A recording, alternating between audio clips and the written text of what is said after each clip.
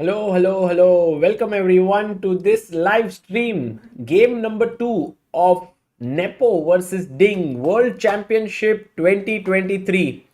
I hope that today you guys are excited because we have many things that we have planned for you today. Firstly, we are going to play. That's a very interesting thing that we have thought of. I'll tell you more about it in a bit.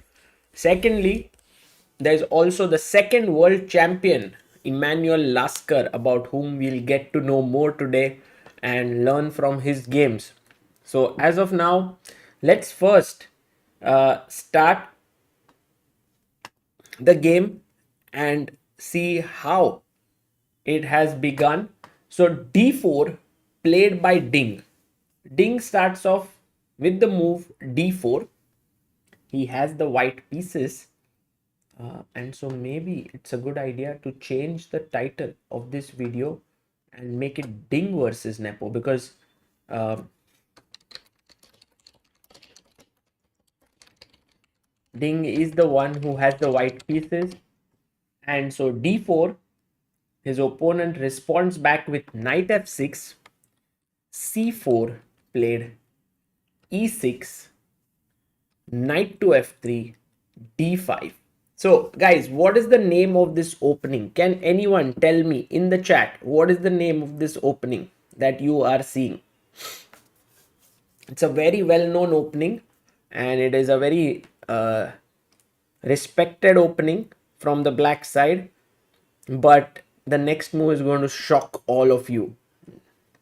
Yes, it is the Queen's Gambit declined, perfectly mentioned here by all of you. It is the Queen's Gambit decline. And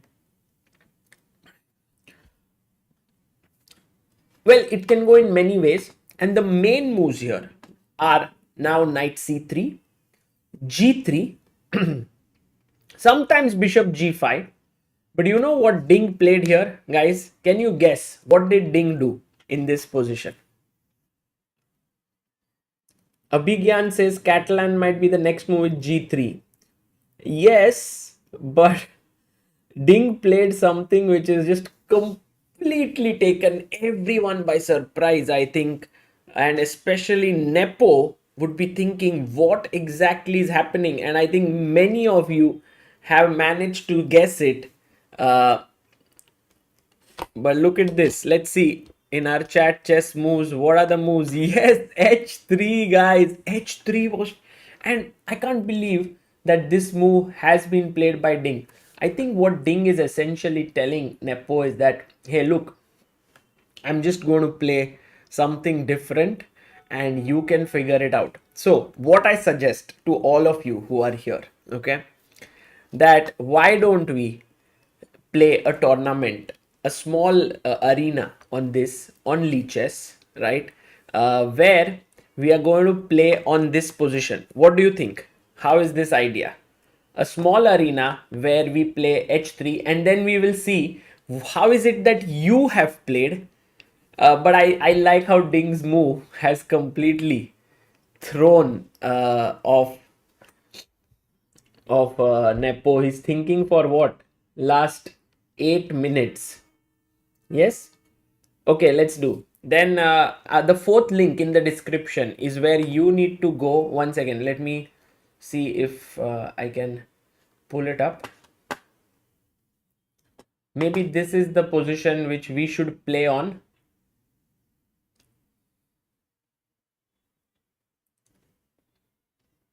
Let me create a tournament. I think you have to join the team that is there. The fourth link in the description is where you have to join. 2 minutes plus increment, we'll put 1 minute. I will keep it of a 40-minute duration, or 30 minutes seems good. 30 minutes. Let's do a 30-minute chess base India World Championship Game 2 arena.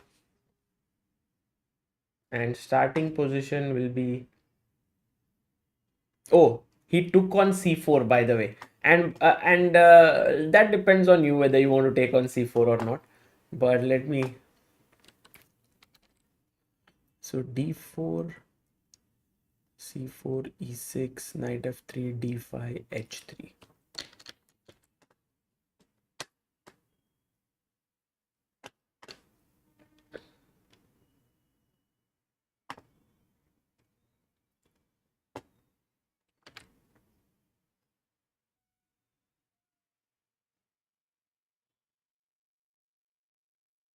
Okay, I've put a small arena there, and let's see if you guys can join in. For all those who are here, I'm going to put here, we have, yeah, I have put in the link in the description, in the chat, so you can participate here. Let me see.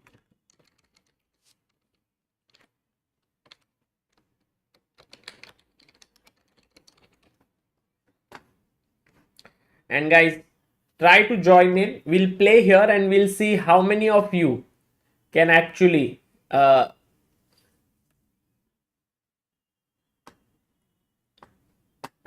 so I think some of you are unable to join because you might not be on the team of Chessbase India, but the idea is that you can play. Second, watch.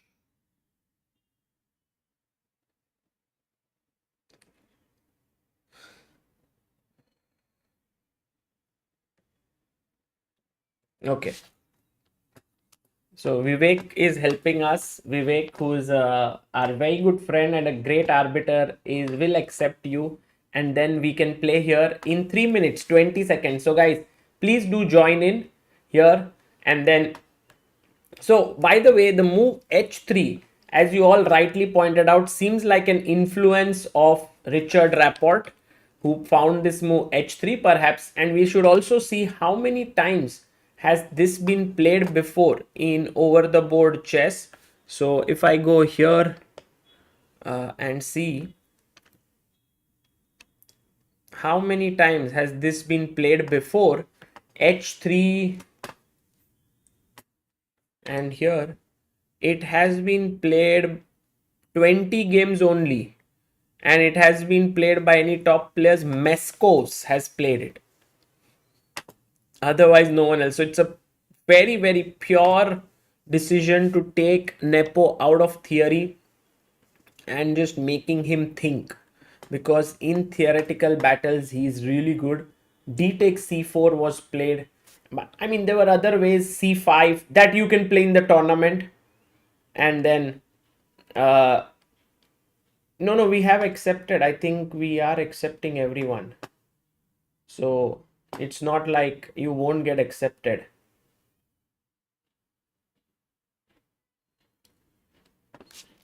Yeah, we have 42 players. Guys, join quickly.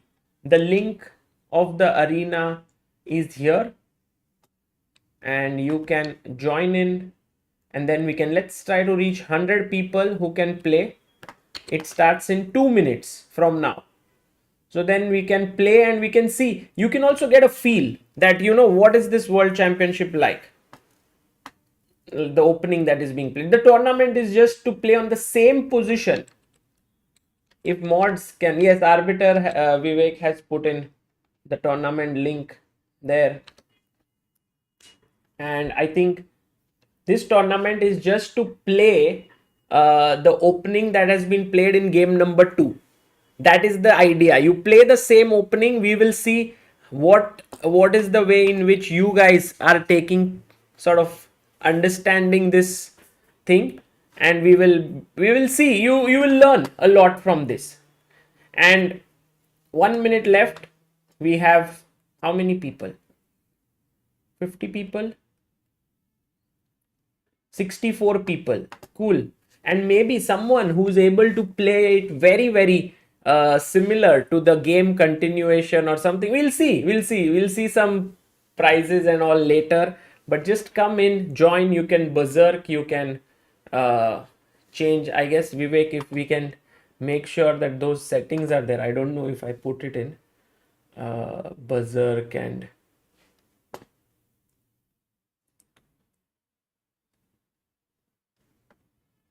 yeah, in 16 seconds it starts. Let me also make sure this, by the way, this was an idea suggested to me by Amruta, a very smart person, my wife, and she said, why don't we do this so that people can play this position? So let me see if I can bring up the Leeches arena here, and then I want to follow the games of who all are playing. Aha, it has begun. So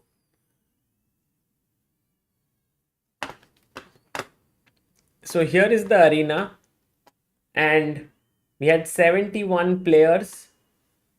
I'm not playing, but I can actually follow the games, I believe. Top games.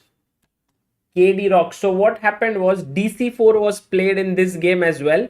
Knight C3, Bishop B4, check, Knight C6, Knight E5, takes, BD7.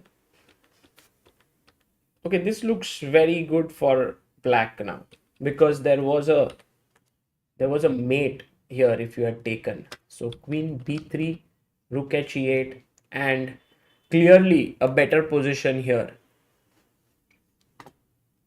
for black. Let's see some other games as well. How did this one go? Saumik. So here he gave a check. Okay. Bishop D2, takes, castles, E3, C6. Bishop D3, Knight D7, castles, DC4, Knight C4. Okay, white is better here. He got what he wanted, and white is clearly for preference.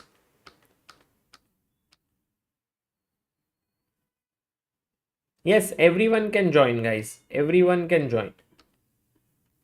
Vignesh says it's a great idea to play games, makes it a lot more fun. Yeah, that was the idea. Prathamesh says Yan gave a small smirk after h3 binding. Yeah, that's true. That's true. Well, I can also play actually. I can also join and maybe see how to play it.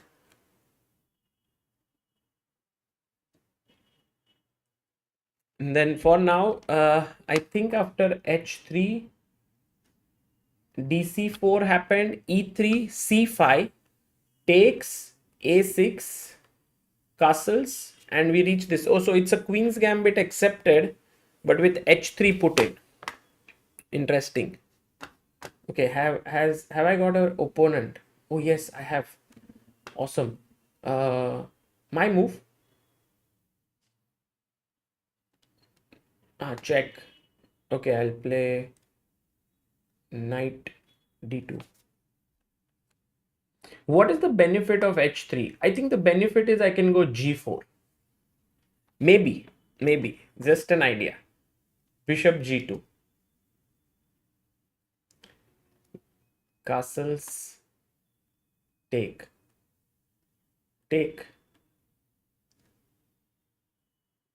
Okay, this definitely looks like a small edge for white.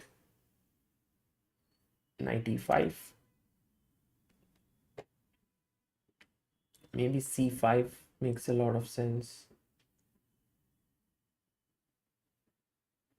Queen f4. I mean, with this pawns, you have some attacking chances, no? g4.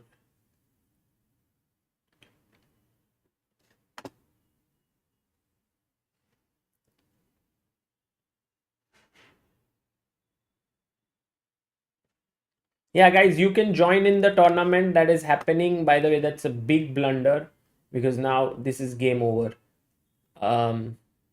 You can join in and you can play this event with h3 move being played. So the idea is that you can get to play the same line that is played at the world championship and you try to think about what are the possible moves here. Okay, now I can just win another piece. So 2 pieces up. I think Nepo would be happy with such an outcome. Okay, back to tournament.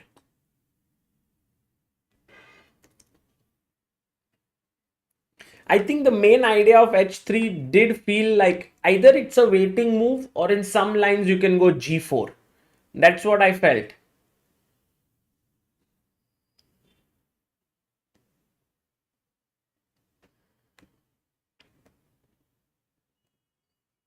Okay, maybe tomorrow we'll have more people who will join, but you can join still actually. 95 players. Please do join. Please do join. Thank you, Vivek, for putting in the link so that more people. Okay, this one. Mm, let's play like how Nepo is playing. Let's try to see. Knight c3, c5.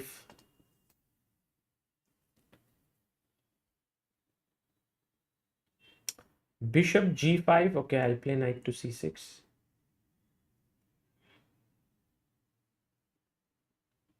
I like black's position here. I don't see what h3 is used for. Okay, this maybe I can take.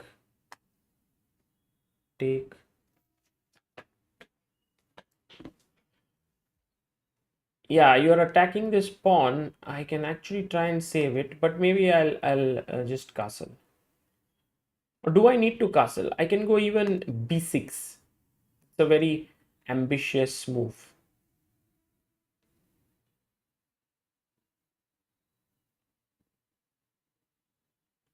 Takes bishop b7.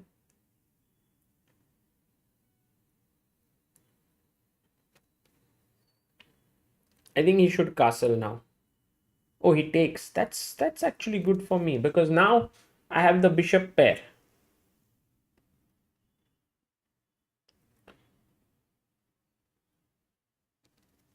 So this has definitely not gone so well for him. He can check here. Let's exchange one pair of rooks. Take. Check here. King c8. If knight e4, I can go back bishop e7.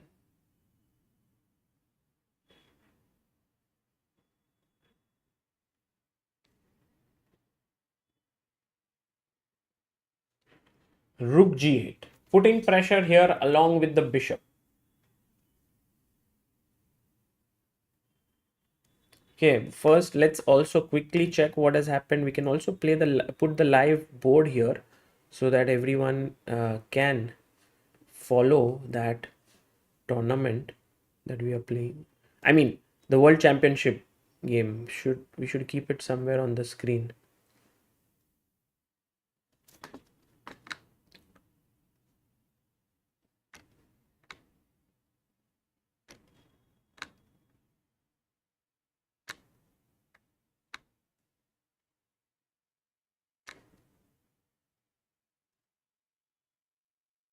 Yeah, keeping it here so that everyone can follow it. B4, go back.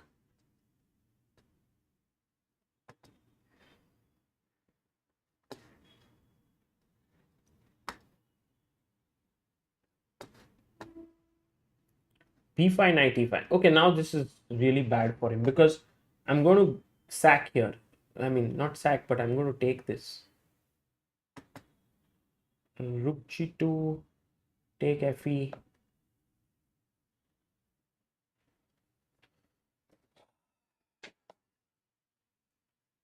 E4 maybe. Rook h2, win this pawn.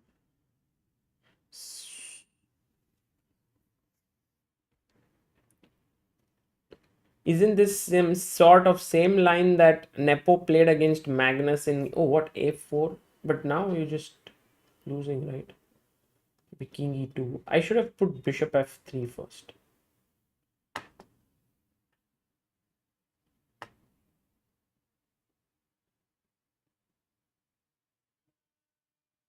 Okay, he's just lost here. Pivesh. Bishop d3, bishop f3. Now rook is hanging and this is mate. So game over. Back to tournament. Guys, join the link, no? It's there in the. Okay, now I have white against KD Rocks. Let's see what KD Rocks does. Check. Everyone wants to give this check, huh? That's the most popular way of playing. But I think maybe if Ding got a chance, he might have wanted to go g4. That is my feeling. And then put the bishop on g2. It doesn't look great, but it looks okay. It looks like a playable idea. Instead of g3, you go h3, g4.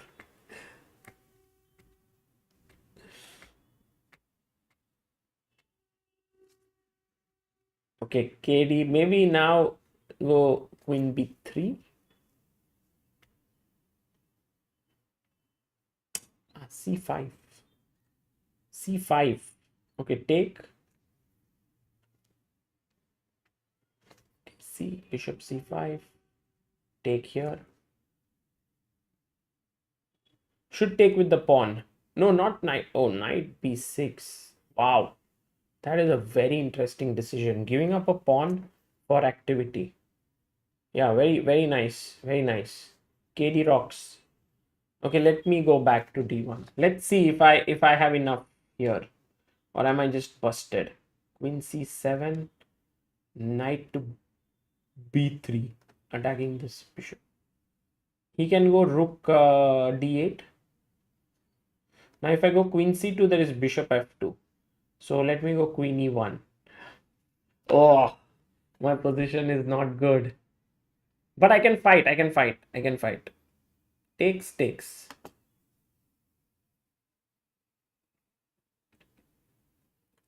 Knight e4.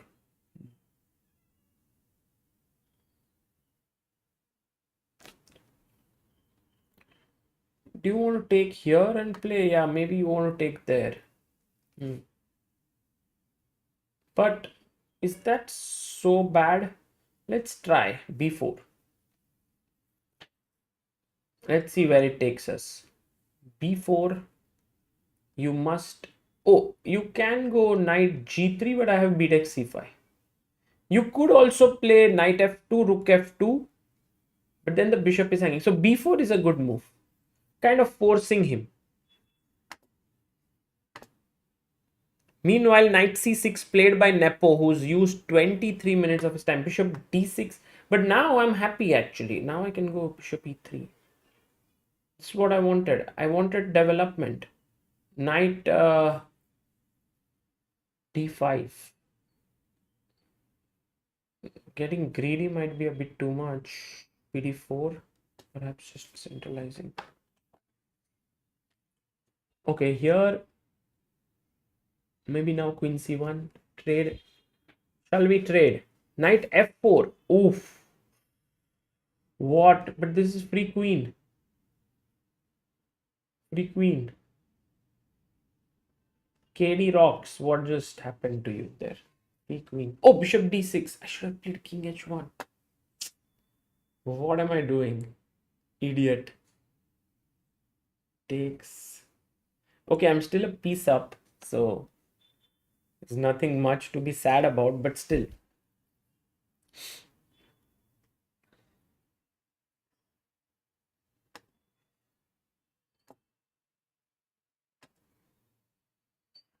Rook e1. So rook b1. Rook d1. Ah, knight c3 is there. Oof. Take, take, take. Knight c3 was strong. Bishop e3.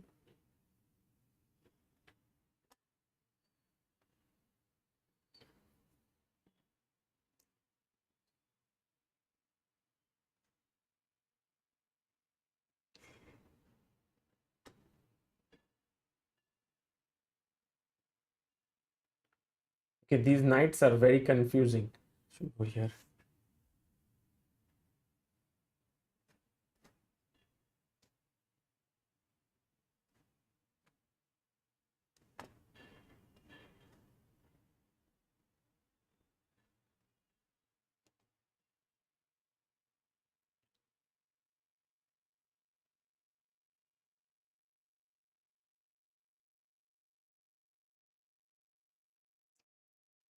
Okay, now game is over. This you cannot survive, of course.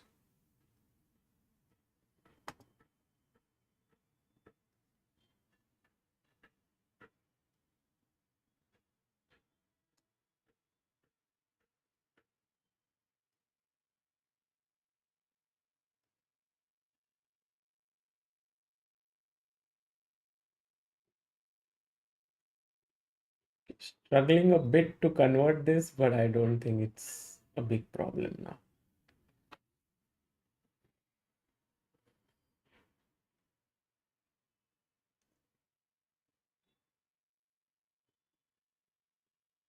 What happened?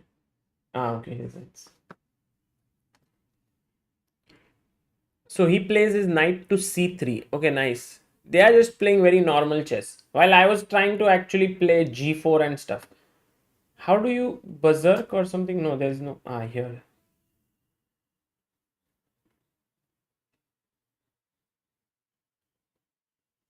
He's playing Nishant.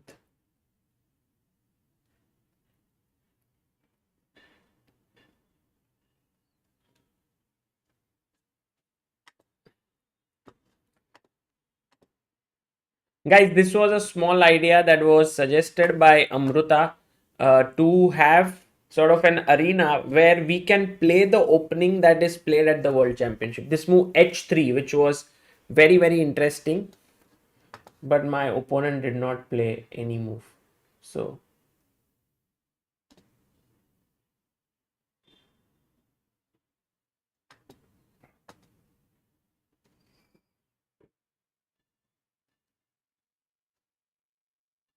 c5 I think is one of the most critical moves. Good move. Um, what should I do? Should I take here or should I take here? Okay, I take here.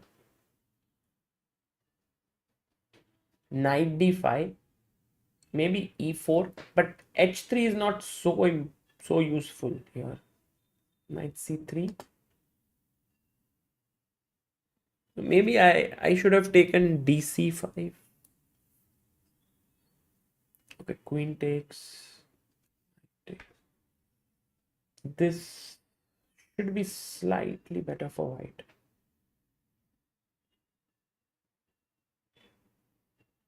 Okay, how about pushing the pawn?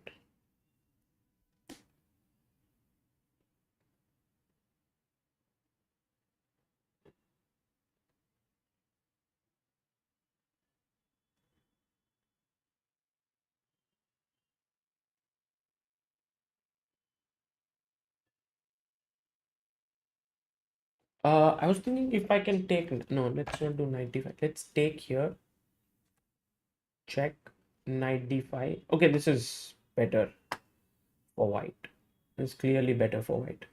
But how should we play? Maybe bishop e3, knight c6, rook c1. My idea is to put the king on e2. Oof. Here, king e2 is my plan. King c7, maybe just take this guy. If I take here, rook a8, no? So,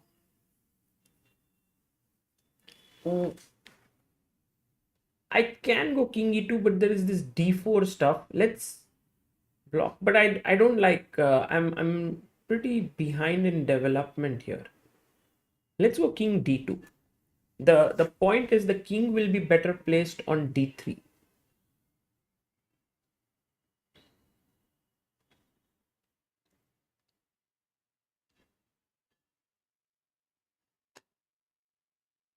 Check. By the way, a lot of moves have been played in the match, so we'll go there and we'll figure out what is happening, but that's a free pawn. Rook joins in, and now it's over. King d4. This is hanging, this check. Okay, take here. Or maybe I can first try and checkmate him here. Not easy to find a checkmate, but should be there somewhere.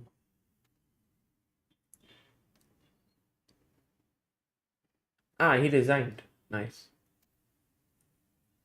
Okay, just going back to the tournament, going back to our World Championship match.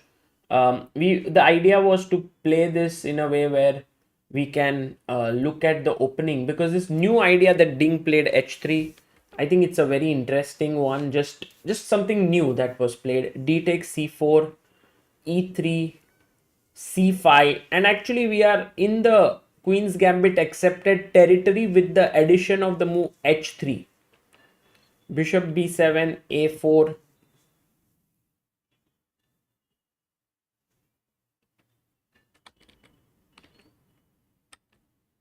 A4. He's played a4, but I don't know. Generally, when your knight is on b1, you want to play a4. But with this b4, I don't know what is his plan. Maybe he's still in his prep. Huh? How much time? 151. He should be in his preparation. Okay, let's quickly go and finish our arena. And oh, my game started. Arey yaar. I didn't realize that the game had started. Back. I just missed it. Can you make more tournaments? Clara, you can join this one.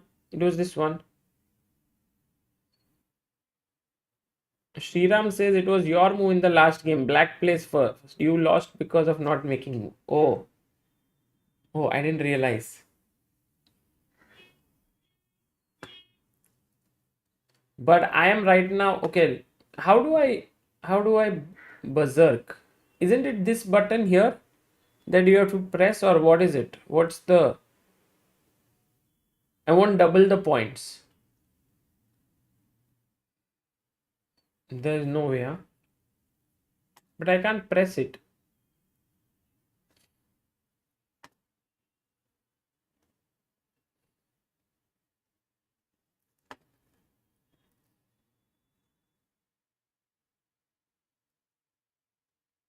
There's no way to press. Okay, I played CD5 last time. I was not happy with it. I think I will go knight c3 maybe. Also, I'm not particularly a big fan of this way of playing, but okay, CD. I think what could be very useful is that after ED, in many lines there are bishop g4 ideas. So here I think I can really be happy. With e3, there will be no bishop g4 stuff. What do you think? I think there I can make use of this move h3. Now this looks like a very good position for me. Bishop d3. Okay, if you take, I'll take. h3 is in general useful for me. Yeah, earlier I used to be not so much in favor of this structure, but now I think it's good to play. Because also bishop g4 is not there. You go rook e8, I'm going to castle.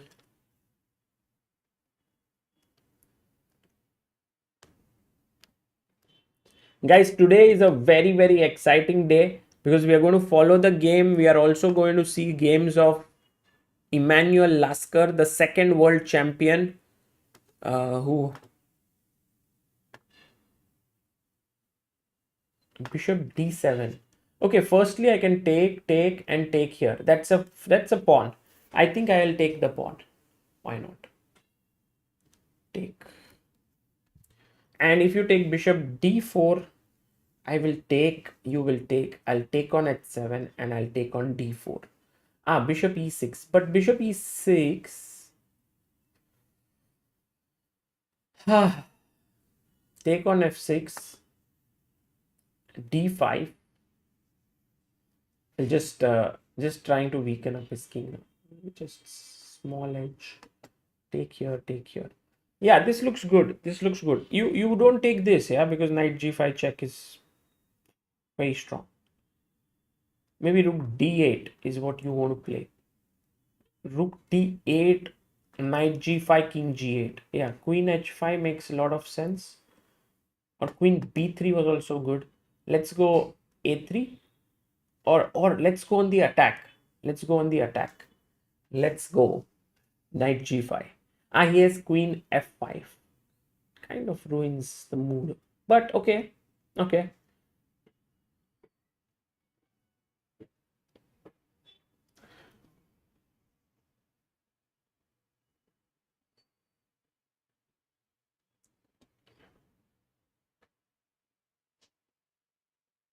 सागर भाई, आप जब black से खेल रहे हो तभी first move करना है. अच्छा. Well, I think I'm missing that all the time. That's why I'm losing those games. And I'm thinking my opponent will play the move, but actually it's me. Isn't it kind of what happens in life, yeah? That you think, oh, it's the mistake of others, but actually it's your mistake.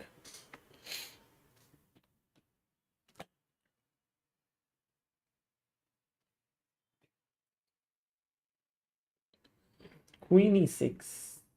Okay. Maybe I can do rook d1, but doesn't work. Let's do rook e1. I know it's a pin, but kind of risking it. How about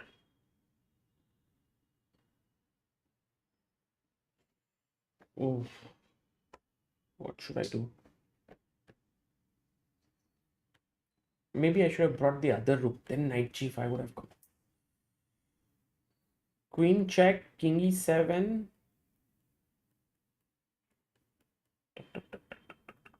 Maybe I should give this check.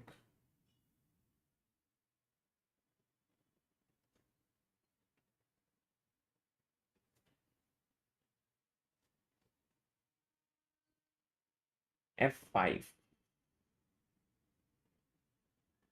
Check. I'm hoping for some tactics to come to my save. Saved. Check. निकल गए बाहर. We are out of the mess. Take knight c3. Yeah, my internet just went off and I lost the game also. Unbelievable. Unbelievable that.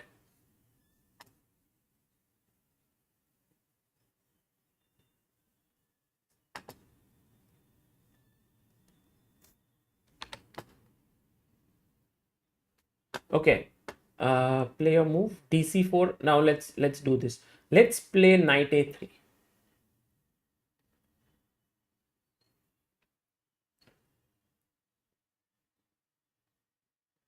Where is your energy, says Swapnil. Swapnil, I'm playing chess right now.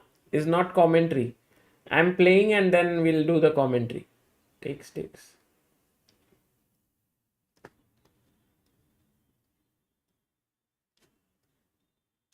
Okay. This is just 1-0, yeah? 1-0. White will win this. For sure. For sure. Attack. Take this. Boom. Oh, b4 traps the knight. Should be. Actually, I should have trapped it before. Take this. Take this. Let's checkmate him. Queen trade. Let's trade the queens. 3 pawns is no joke. Jaikant says just behind me in standings. Wow. Jaikant, that's amazing. Attack here. Take this. Take this.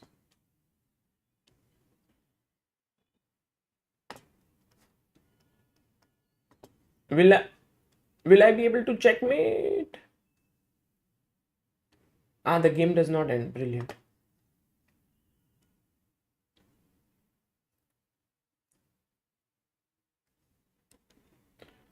Okay, so this is over.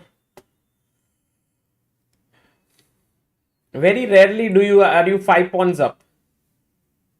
Nike Biswas says I'm in 5th position. Wow.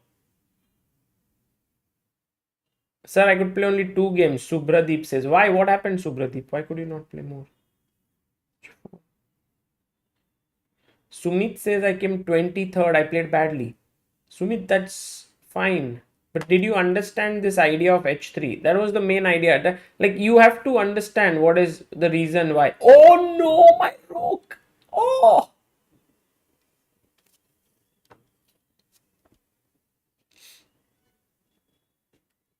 Okay, how to win this position with these pawns? Check. Okay, this is getting exciting. Let's go here.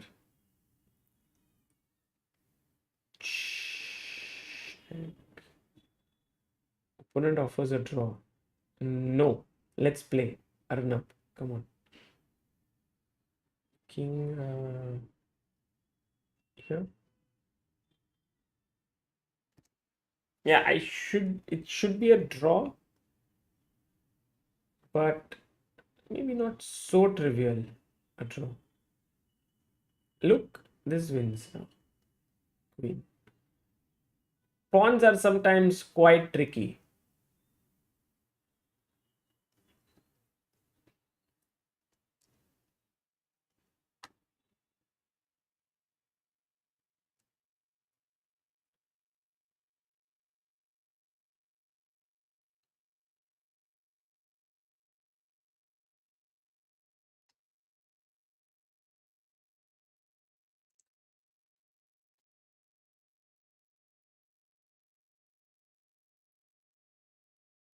Okay, the Alston Selvaraj. Alston, congratulations. You won the Chessbase India World Championship Game 2 Arena. Second place goes to Chess for Field 2. Alston, are you here?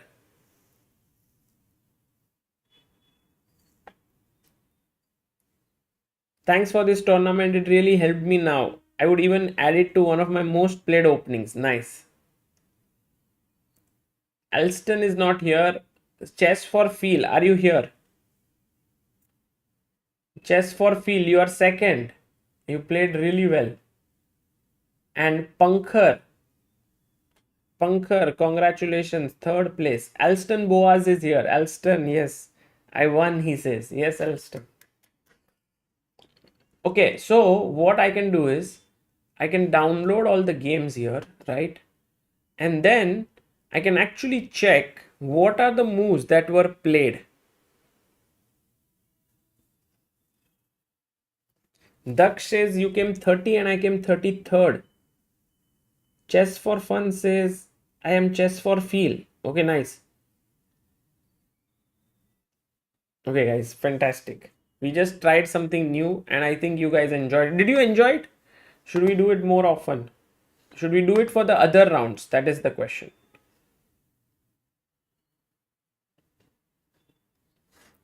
So what I do is now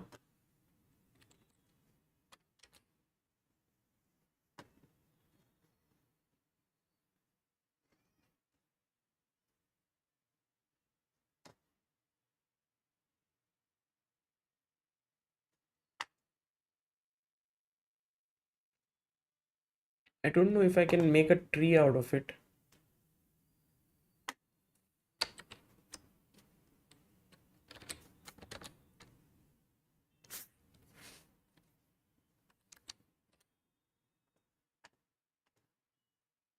Can't do that. Okay. So just so that we can have a look at this, what I did was, and by the way, a big thanks to Vivek who helped us to put it all in place here. So here, if you see, I have all the games. You can also download it, all the games that are there from this tournament, and you can see which were the top moves that were played. For example, here you can see if you do Elo White, there was Bhavik who was 2654. Wow. And in his game, the move that was played Let's say, for example, this one. Check, bishop here.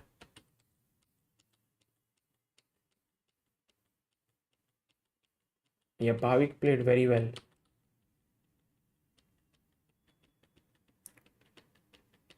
And the idea was to kind of understand what are the things that are happening. So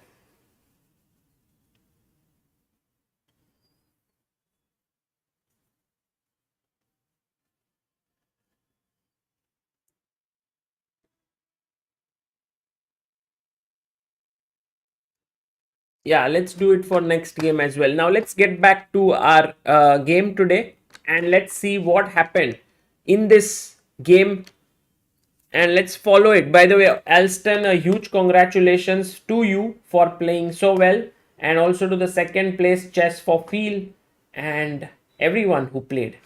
Thank you, congratulations.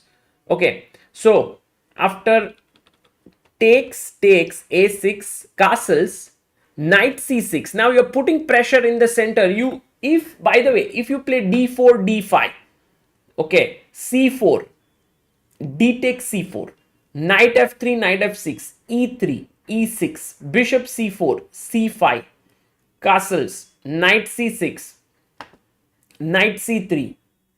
This position a6 is similar to what happened in the game, just that white has spent an extra tempo with the move h3. And who do you think benefits from this move, from the h3 move, guys? Who do you think benefits? White benefits, but you know, white has spent a tempo. It's not like he's got that move for free. He has spent a tempo for it.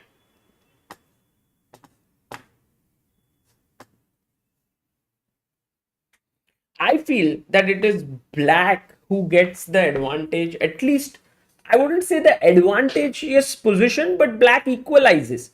So from a perspective of getting an opening advantage, Ding Lijian's idea is not really like, oh wow, Ding, amazing chess. No, not like that. Ding hasn't gone for something which is very ambitious. What Ding says, and he basically understood that Nepo comes very well prepared. And if I can just bring him out of his opening, that is good enough. Now, when b5 is played, where do you put your bishop? Do you put it back here? Do you put it back here? Or do you put it back here? Where do you put?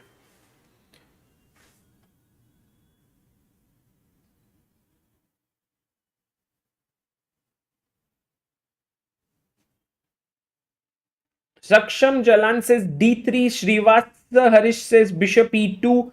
Atul says bishop d3. In fact, I mean, there are many ways to play. Of course, you don't want to sacrifice here on b5 because that is not enough compensation after bishop d7. That is not enough. So the move that should be considered, actually bishop d3 makes a lot of sense. There is also a possibility to play bishop b3, but then later on maybe knight a5 hits this bishop, or c4 can hit the bishop. It's possible. You can always drop it back to c2. It's not at all bad, but he decided to play bishop d3, and then came bishop to b7.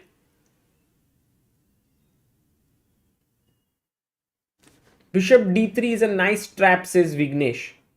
But how is bishop d3 a nice trap? Ah, I got it. I got it. Let's ask the chat. C takes d4. E takes d4. Knight takes d4. Why is this a blunder, guys? White to play. What will you play here? White to move.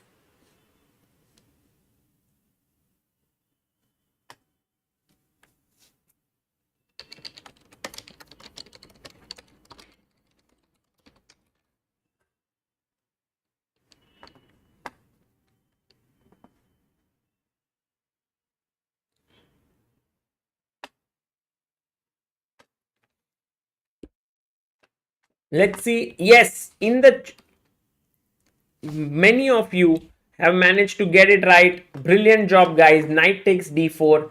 is the correct move, because then I will first read out who all have said knight d4. We have Bhavika Huja, Kritika, Atul, Anurag, Mista, Satvik, Leku, Yash, Shaumik, and Kishan. Well done. And the point is, after queen takes d4, what is happening, guys? What is happening here? Very quickly for everyone to understand why bishop d3 was a good move.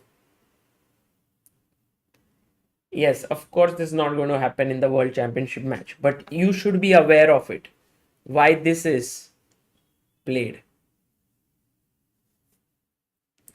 And bishop to b5 is the correct move. And I love how everyone in the chat says bishop b5. Satvik, Alston, Chess Tricks, Kritika, Saksham, Bhavik, Anurag, Subradeep, and Mistadam. Well done, all of you. Brilliant job. Okay, so then you win the queen. It's called a discovered check. So he goes bishop to b7. Now he puts his bishop on the long diagonal Nepo, and he says to Ding, look, Ding, I'm going to play either cd4 or I'm going to play bishop e7 and short castle. And then what have you got? Your bishop is not developed. You don't have that much space. So what are you doing as white? You know, this is a world championship match. So Ding says, I know. And that's why he plays a4. When Nepo plays b4, Ding actually plays knight e4 again instantly, which means he's in his preparation. This is actually good news for team Ding, that he's in his prep. And if you take here, bishop e4 is good. It's playable. This position is playable. Rook c8 could have been played. But now he plays the move knight to a5. What? Knight a5. So very interesting decision, guys. Did you see?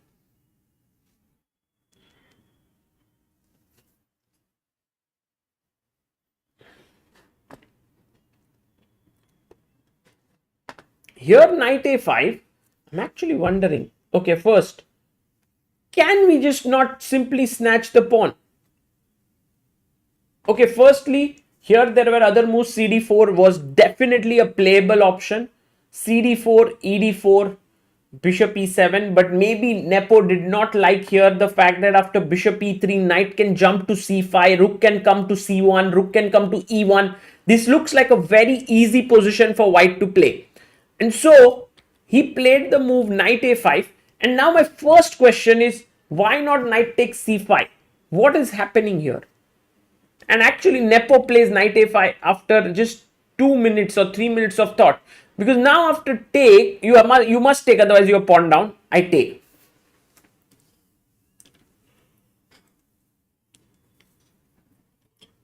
White is now a pawn up.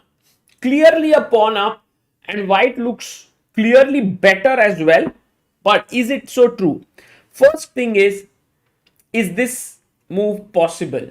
And what would you play here as white? Okay, it's a small question, but it's the first thing that comes to the mind. What would you play here as white? Would you take with the queen or with the pawn? Well, in the chat, all those who are mentioning g takes f3, guys, please try to think carefully.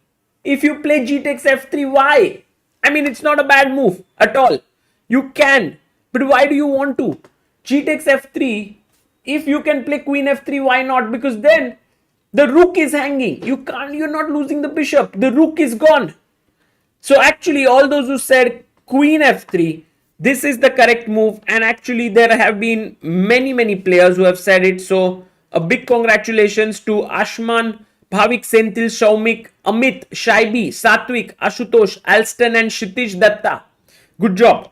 Okay, so you can't take on f3. That is out of question. But then how are you going to win this pawn? Suppose you play rook c8 to win this pawn with the rook. But then I have many ways to play. In fact, one of the typical ideas here could be to push e4. Now, if you take here, I can always go bishop e3. So you must take here.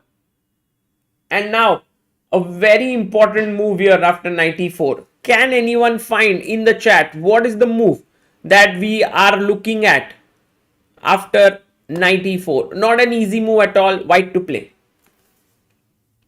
Why do you call Ding Liren Liren? Is that how to pronounce it? Yes, his name is Ding Liren.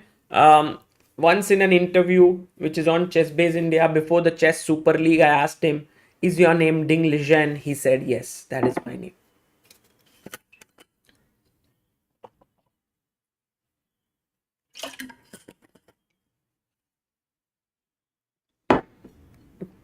Look, if you play Queen e2, which so many of you want to do because you are giving a double attack on both sides, what are you missing? Can you tell? What are you missing? Yes, you are missing knight takes c5 when the bishop is attacked and the pawn is saved. So what is the move that you have to find here?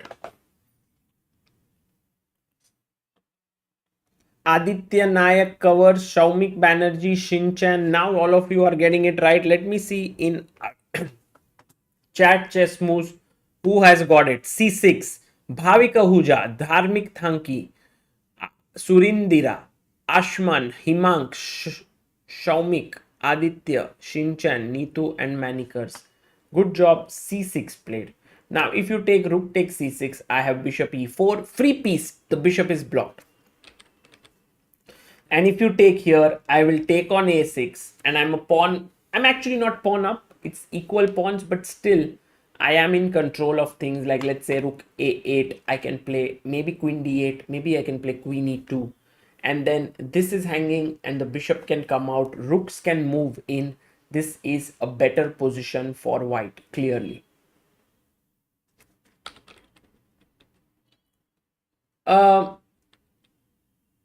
Knight c5, I'm sure he's going to take, but why is Ding also thinking for so long?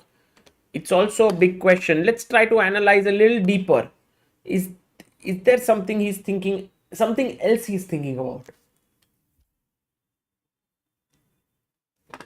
Because takes, queen takes, and then there's nothing much to think here. I mean, black is doing fine. So I would definitely consider take, take, take. What is the first move for black that comes to your mind here, guys? Black to play. What are the moves that come to your mind?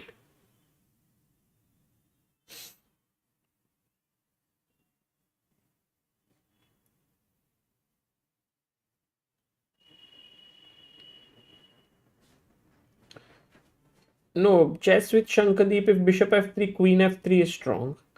Vaibhav says castles, but castle means after that you are just a pawn down, right? Let's say if you castle here, I was thinking maybe, okay, if I go e4, you will take. So I'll start with queen c2. And my idea is e4. That's one way. Or I was thinking about some other moves here, queen e2. But queen c2 is interesting, like just to put the queen here. And yes, I'm ready to take double pawns. This is actually a good position. And one more idea which I was thinking was knight d7 to win this pawn. But then you have bishop d2.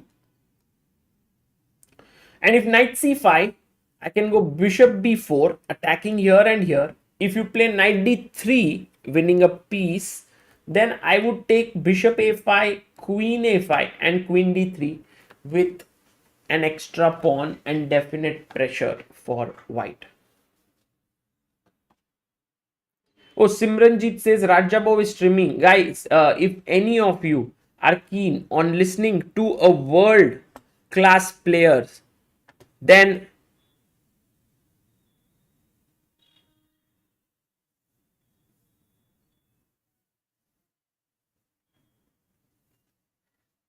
that would be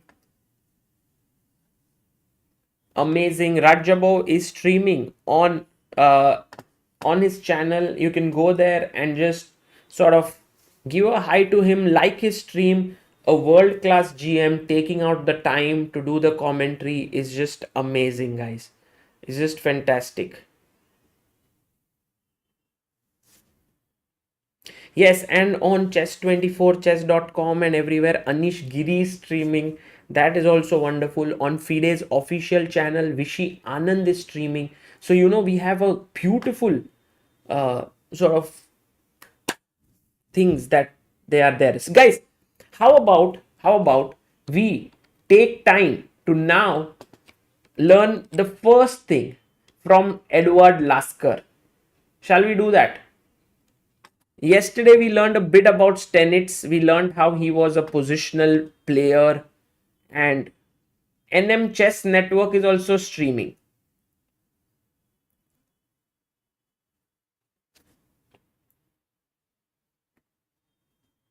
Analyze, Parva says analyze queen d5. Okay, Parva, that's a good suggestion. Let's analyze queen d5. After knight c5, takes queen d5. Okay, what if I, one idea is queen c2, but I could even go queen e2, and let's say you decide to take here, then I can go e4. And this is the typical idea. And why would white be better in such a position, guys? Anyone?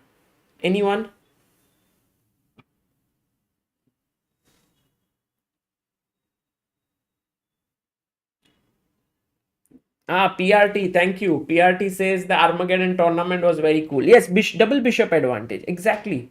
The bishop pair is the reason why white is better. Because of bishop e3 or rook c1, rook d1. It's just very easy, and you also have e5 at the right time. So I feel like Ding has a realistic chance of getting an opening edge. But one move which we haven't considered, which we must, is the move bishop e4. And you might think to yourself, what is the point of this move? The point of this move is that white has the bishop pair. So with bishop e4, you are first of all trading off bishops, because now you can no longer hang on to it. You can go bishop e2, but then that's a little passive.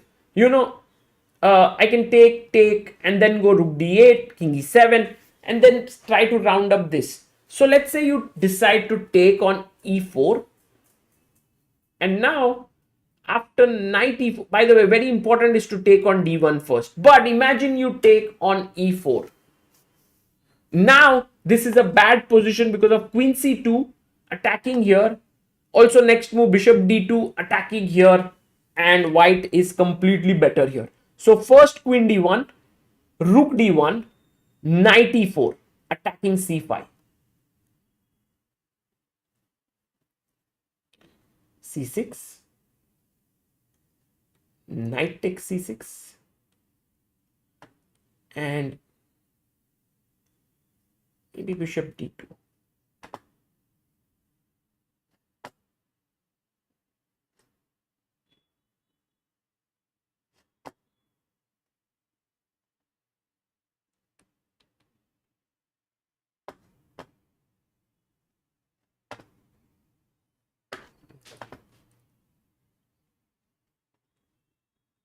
Senthil says, so this looks slightly better for white.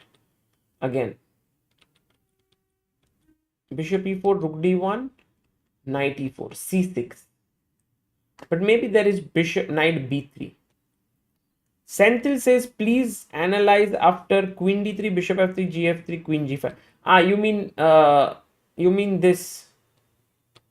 One second. I'm getting a bit confused. So the first thing to analyze here is, I don't think queen c7 makes any sense, because queen c2 I defend, and I'm also threatening e4, e5. So let's say rook c8. Already I think e4 is something that is to be considered, slightly better for white. But also knight d4. If queen c5, queen takes c5, rook takes c5.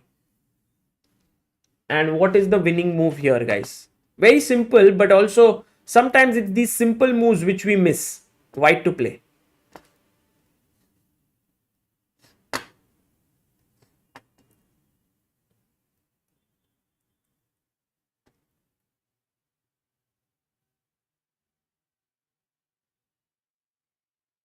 Yes, in the chat we have some amazing guys, and you all have solved it beautifully well.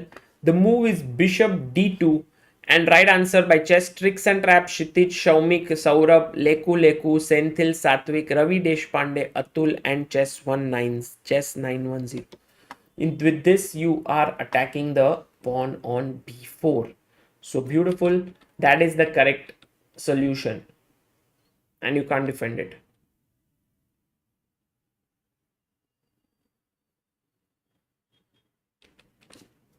Well, if you play e5 here, maybe e4, the idea of bishop e3.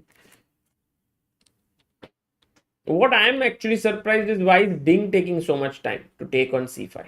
Because it's not like he has too many options. Maybe he's just looking ahead, but then he can look ahead after making these moves, no?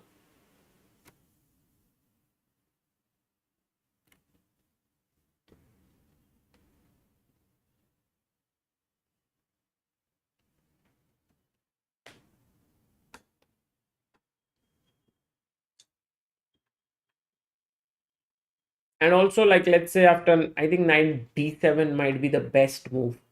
And if you are going to reach this position, as someone said, something like this, I think this is not a great position for black. He's a pawn down, but he can say that the king is slightly weakened, and a good idea here can be rook f b1 with the idea of b4.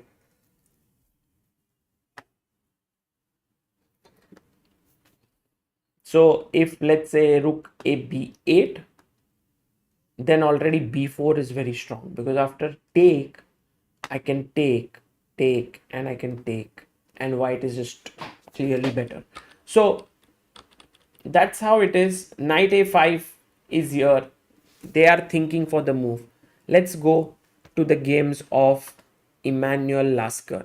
But before that, just a second, I will be back, but I want you to check this out, guys.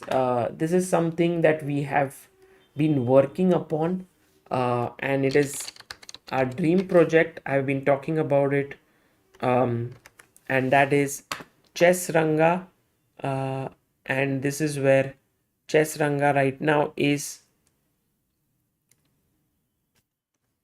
I have introduced a new section in there, chessranga.com. If you go there, the new section is of World Championship matches. Inside it is Nepo versus Ding Liren World Championship match, and there you can have the game number one. Um, the question is, Black has just played Rook a d8. How should White react to it? Have you all checked this website out? How many of you haven't seen it? Knight f5 Kshitij was played in the game. Shaumik, Prahlad, very good. h3 is the move.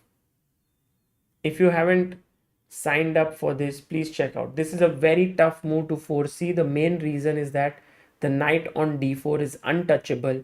If you spotted it, that's simply amazing. And here's what is white to do here. White to play.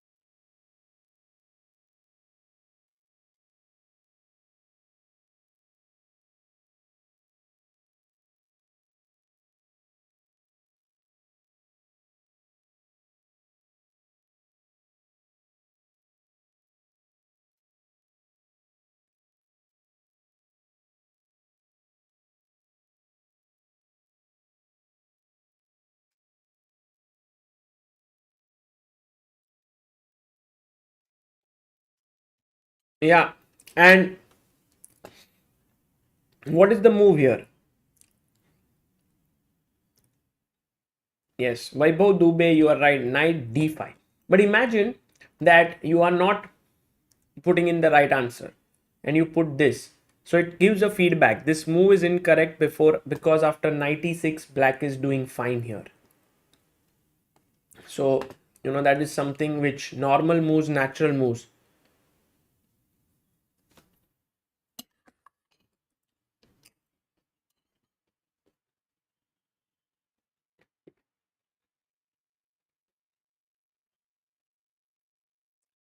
How would you continue here as white?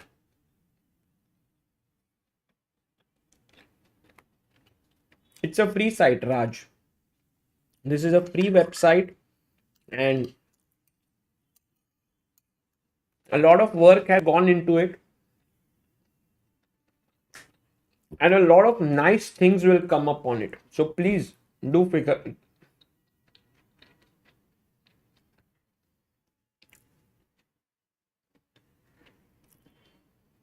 Yes, well done, guys. Queen d2 is the move. The white's move rook d3 was preparing this idea with queen d2, and with this move you get a chance to rest over the d5. Last one. Nepomniachtchi found a move that put great pressure on his opponent. How did he manage to do that? White to play.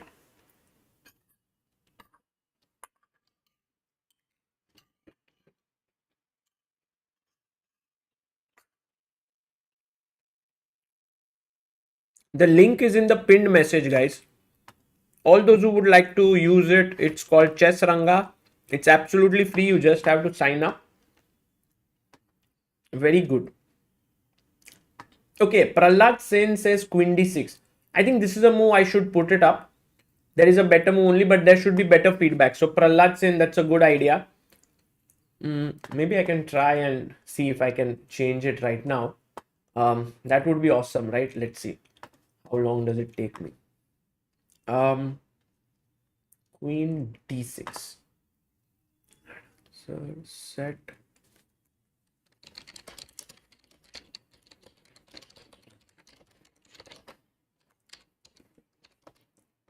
d6. Bishop takes d6. Knight b7. c7. e5. Okay, so I have put in as a logical move. It's not a bad move.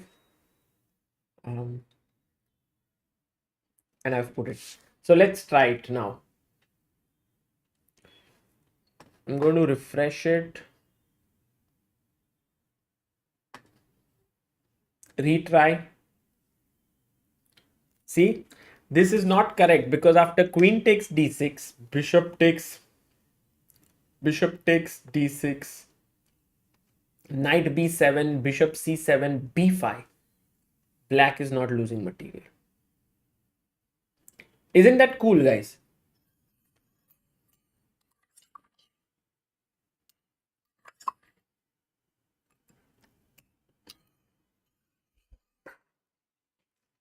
So the right move was queen f4. Amazing chess. The queen and bishop battery is very powerful, and the idea is to enter the position with queen c7 or queen b8. So this is the right move, and yeah, that's how it was. Let's go back to the game. Let's go back here. After knight a5, Ding has been thinking for what? 31 minutes. Crazy. Okay, while Ding is thinking, and I'm sure he will take knight c5. I can't even think. What else can he do? Oh, I know what he can do. He can actually play pawn takes c5. But then that's just a free piece, right? So, no, he can't take it.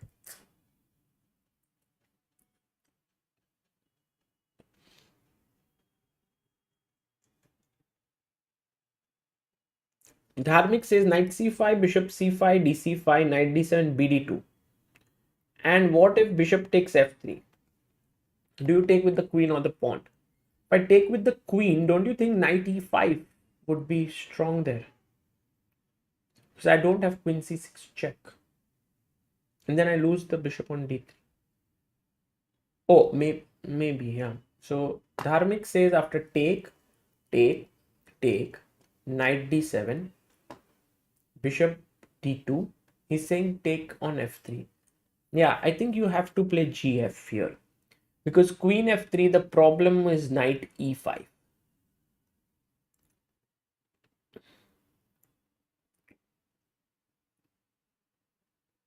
So that is how it is, and g takes f3 must be played, and then knight takes c5, once again bishop b4, knight d3, and I think we will transpose into the position we were just looking at with rook fb1, rook b8.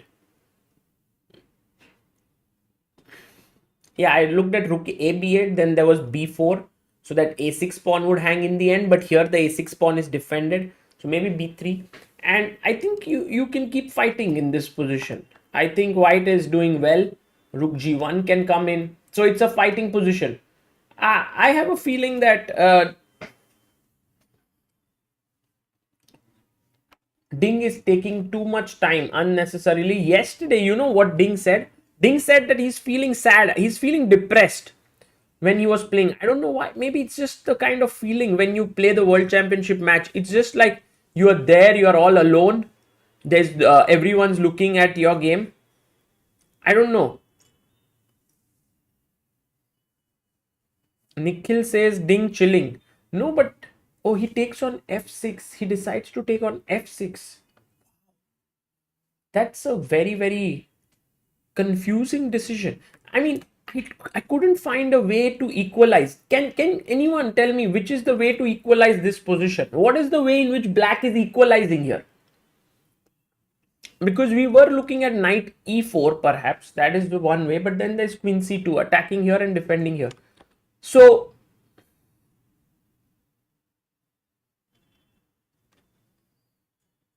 Shaumik says bishop f3 is a way to equalize, but I mean knight b3 attacking here and here. Okay, that could be possible. But after rook b1, where's, I mean, I don't think you are equalizing. Knight c5, rook d1. If you take, I'll take here, and then this is hanging.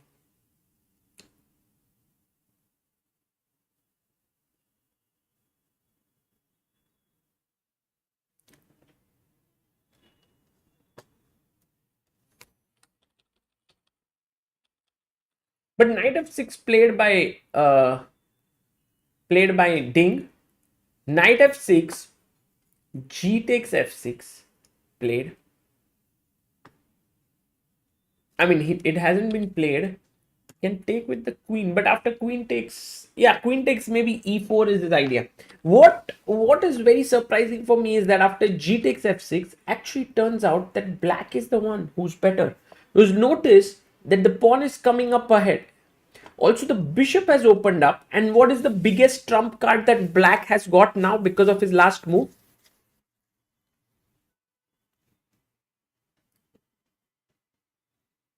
No, Kathan, we don't have the cameras of the players, unfortunately. Yes, Prahlad Sen, Dharmik, Senthil, Shaumik. The G file opening up is the main advantage here. G open file for the rook. And that is such an important thing. Because even if you take here, I'm now maybe just considering rook g8 and attacking here. But maybe Ding has some other ideas here. We need to think like, okay, firstly take this e4.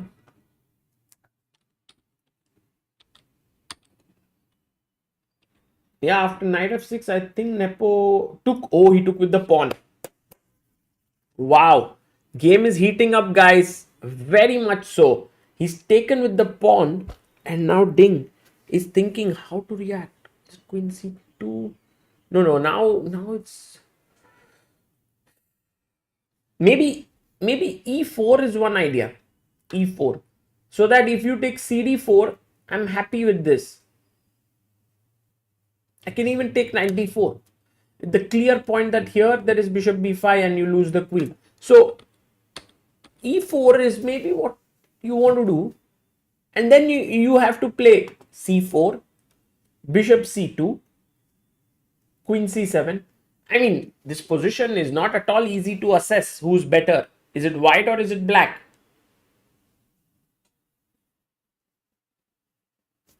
Senthil says the way to equalize after knight c5 is bishop f3, queen f3. But how?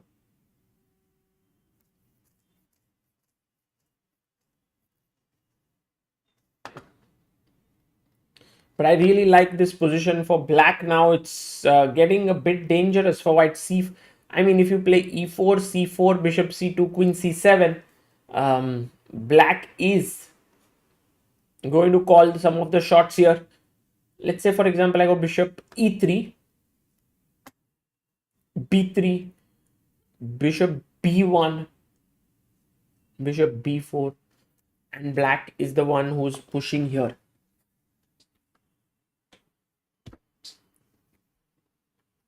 Yes, the players can go to the washroom for sure, Clara. Anish says the position after knight a5 is a theoretical one in semi-Tarrasch line where white has an extra tempo, moving a3 first and then a4. PRT says. In the semi-Tarrasch or in the Queen's Gambit accepted?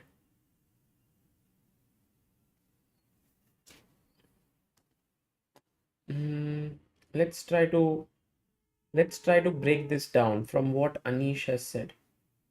Maybe we will be able to think about it. So here Anish says that after semi-Tarrasch d4 here, e6, knight f3, d5, knight c3, c5, cd, knight d5, e3. I guess this is the setup that you are looking for. Knight c6, bishop d3, bishop e7, castles, maybe a3,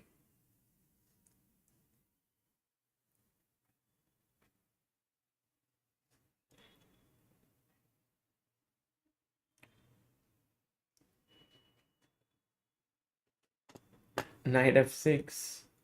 Yeah, no, I mean, white has so many extra tempi here. Is h3. I'm not so sure.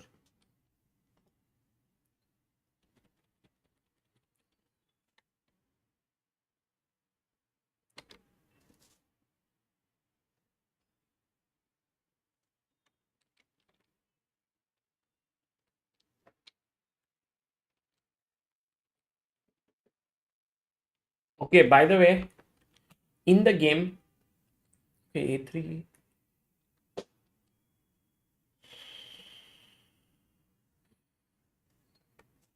Let's go back to the game because Ding has played this move and he has played what? E4? Yes, he played e4. That was his idea. And now Nepo has to play carefully because this game is getting very sharp. King is in the center. It's exactly what Ding wanted, I believe. This super sharp position out from simple stuff. So let's say cd4.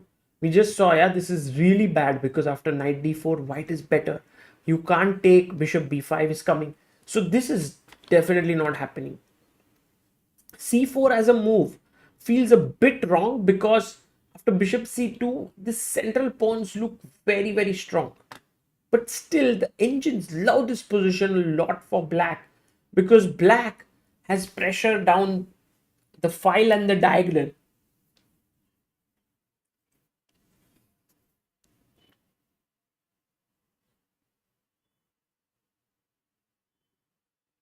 No, Rakshit, they always get up during the World Championship. Very rarely do they sit all the time.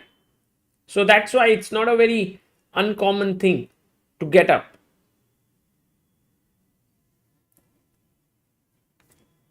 maybe queen c7, stopping bishop f4 could be an idea here. And I think this is what Nepo could go for. And then Ding might have to consider like a move like d5 could be amongst the considered moves. Then there's bishop c5 getting more activity, or there is long castle. Bishop c8 cannot be a plan, Manish, because bishop is well placed on b7. Why would you want to bring it back to c8? This guy's channel says after queen d6 then e5. When queen d6?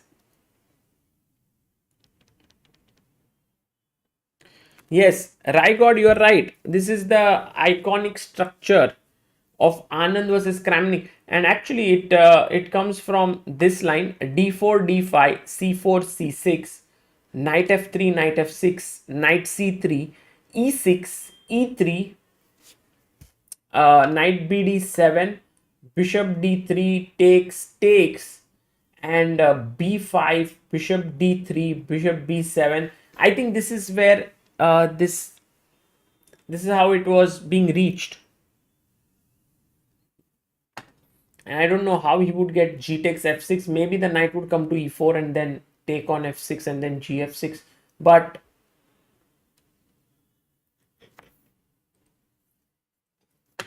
Anand played those positions really well because of his preparation, and I think Nepo might not be so well prepared here, and it might not be easy to play these positions.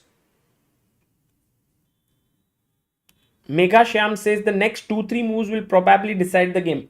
Well, too early to say, but for sure it might make the game very, very interesting. Dharmik says, how about queen d7? So, what is your idea with queen d7? Why would you play a queen to d7?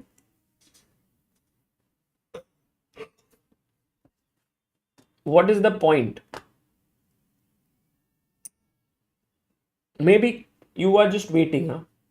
Bishop e3. It's possible. Or queen e2, then cd. I think now there's no knight d4, queen d4 because there's no discovered check or attack here.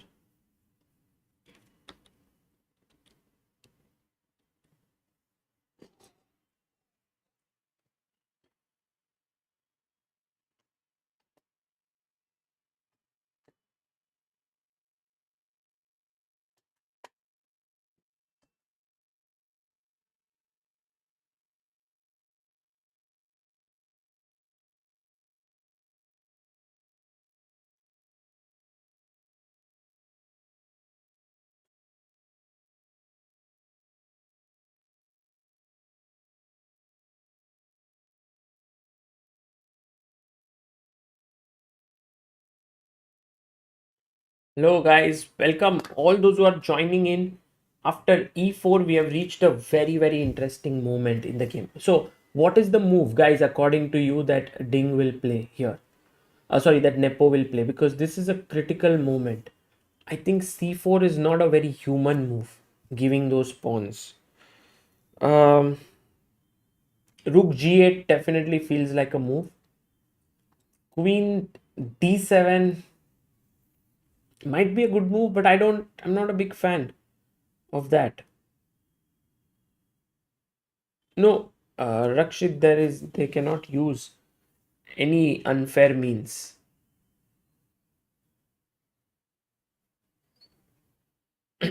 Queen b6 says Senthil. Queen b6 possible, but maybe not. Yeah, because bishop e3 definitely looks like a good move hitting here.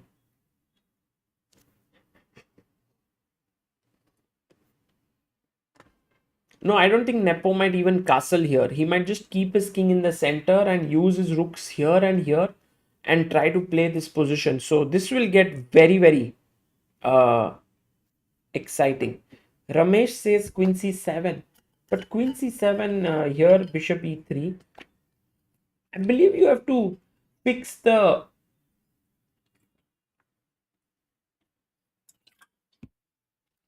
problem in the center, because queen c7, bishop e3, and then the rook will come to c1.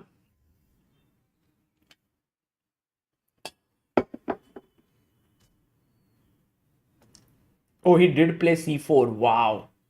Nepomniachtchi plays the move, which I thought was pretty difficult for humans to play, especially because you're giving up the sort of tension in the center. But after bishop c2, he is ready for the play. Okay, now what next? Should we go queen c7, stopping bishop f4? Should we go rook g8? But then what do you do to bishop f4? B3, this move b3 is in the air. There is knight b3, there is rook g8, there's queen c7, there's bishop d6. There are a lot of possible moves here. But firstly, will Ding go bishop c2 or will he play something else? I think it doesn't make sense to play bishop b1. There's no guarantee this guy's channel that Nepo's king is going to be safe on e8. That is not at all guaranteed. He's going to come under a lot of pressure, I feel. But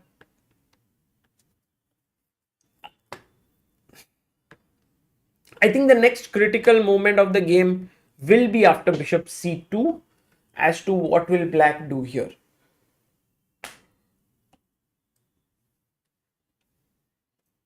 I think queen c7 makes a lot of sense because you stop bishop f4 and that is the best square for the bishop.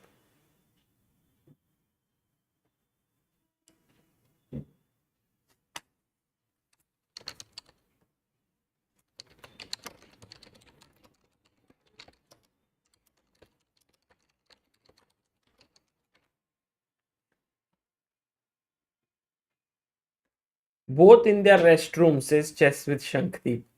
Ramesh says queen c7 looks great. Okay, but let's say, what will you play to queen c7? Queen c7, he played bishop c2. He played. So Ding came back, played bishop c2. Now, what would you do? Maybe queen c7. I feel like d5 is always in the air, the move.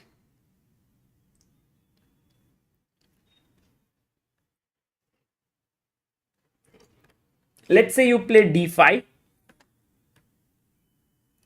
long castle. Umesh says looking forward for a fantastic game. This might be the one. This might be a decisive game.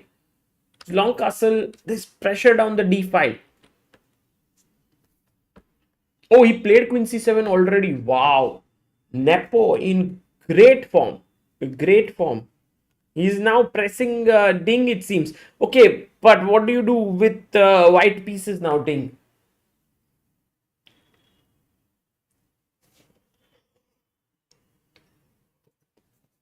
Queen to c7.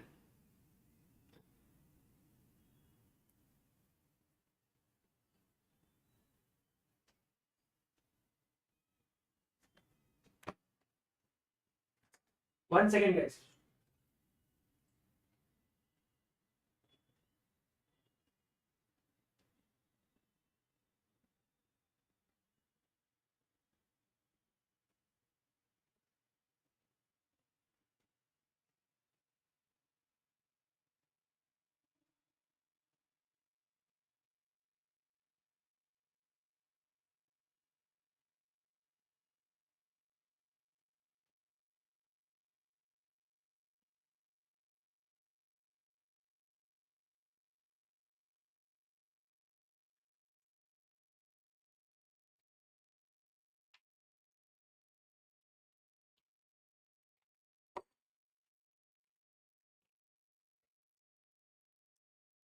Now, what does Ding do? For me, it seems natural to push the pawn to d5.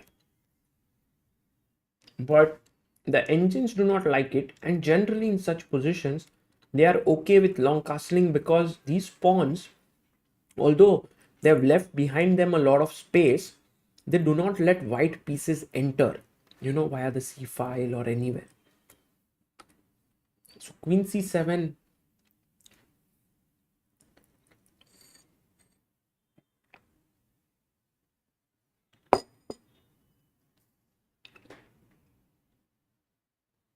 Yeah, PRT says rook g8 variations reminds of Anand's Meran game versus Kramnik. There are some very nice, we can actually check if Anand versus Kramnik game 1 or 2, we will get a good glimpse of what it was like. Let me see if I can pull that up. Anand actually beat Kramnik so beautifully in those games.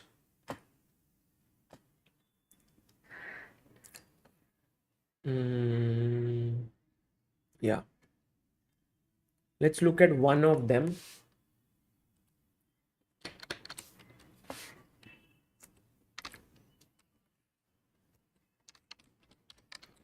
So here, if we go and check d4, d5, c4, e, c6.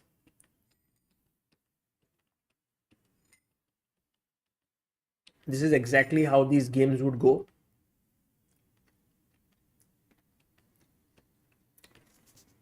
And you see the difference, huh? And the similarity.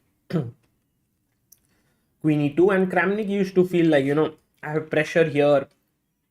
My king is well castled. Then what Anand would do is he would put his bishop here. Now, if you see the similarity of this position and Nepo's position, you will see that Nepo also has a bishop on d7, but it's sort of cut by the pawn. But there's also an open file here. So if you see here, there's an open g file that can come into play. So it's a little similar, the position. Then he would take here, and then he would put his other bishop.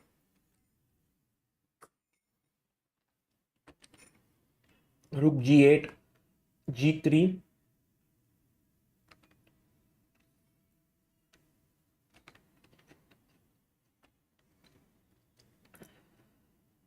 What a world championship match this was.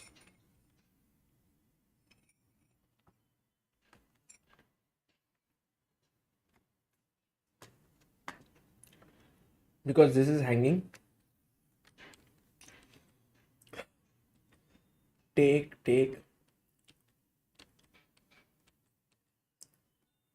And Vishy somehow managed to even win this.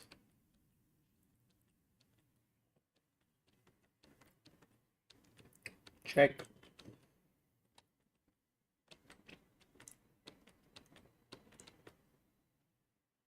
Despite being 75 minutes ahead on clock,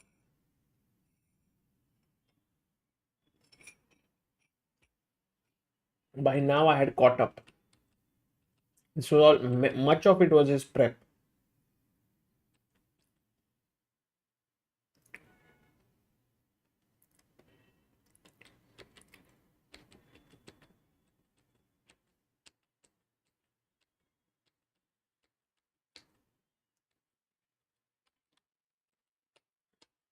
Wow.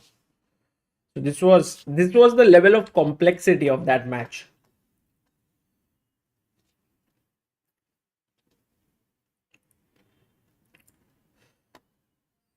Queen c7, and now Ding is thinking. He hasn't made his move.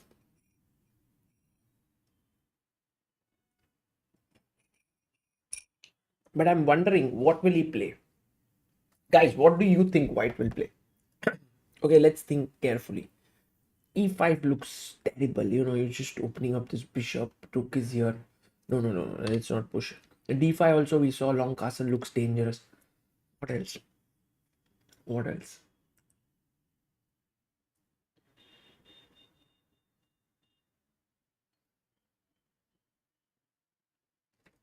It was called Rustam's Meran Baby, says PRT. Amazing match, and reliving it through Mind Master and Anand Files was such an experience. I'll tell you one more story of that match, which is my favorite. And the funny thing is, Chess with Shankdeep says knight h2. Knight h2.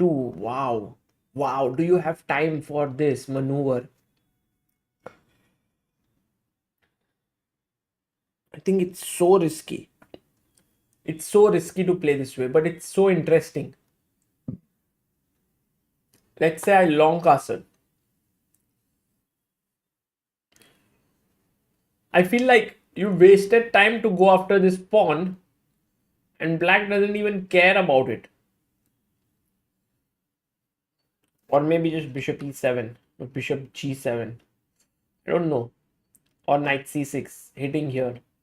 And if you play bishop e3, bishop g7. So maybe not that way. Oh, look at what Ding did. Ding actually played the move. Guys, do you know what he played? Yes, Mangesh Modak. Hardik Vora. Bishop d2 he played. No, what about why bishop d2? I'm thinking, what is the need for playing bishop to d2 and not maybe bishop e3? Why not bishop e3, developing the bishop here? Because of b3, huh? b3, bishop b1 and bishop b4.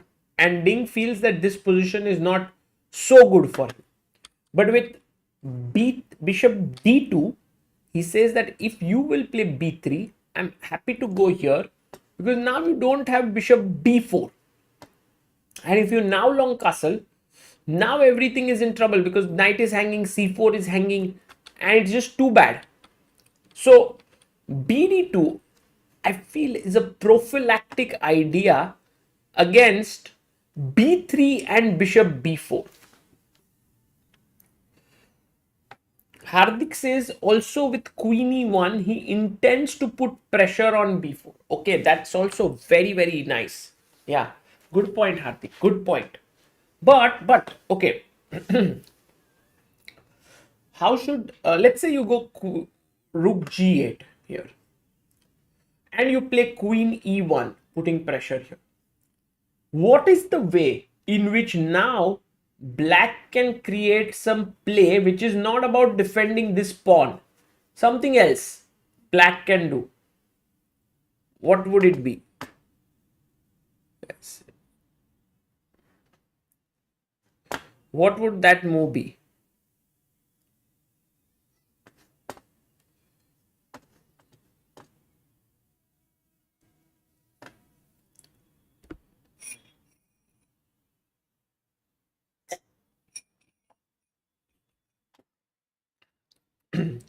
Chess tricks and traps and Amartya Kumar, well done. Zaman, also fantastic. The idea here, and a very good one, is to actually play the move f5. With this, you open up the bishop here. With the move f5, you open the bishop with the rook. And so even if he takes here, you can take, queen takes, and then play maybe bishop takes, but maybe fe4, putting pressure on the knight.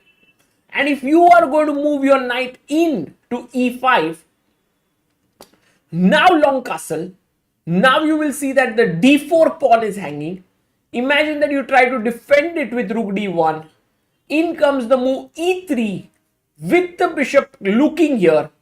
And the problem is after f3, what is the winning move, guys? You have exactly 10 seconds left to find this winning move. What is it? What is it? Chess with Shankadeep. Great. Very quick. Who else? Chess tricks and traps. Amartya Kumar. Siddhant Salunke. Mohammad Shoaib. Azhar Malik. Clara Alonso. Chess Mania. Unams. Ramesh. Vaibhav. Saumik. Sid.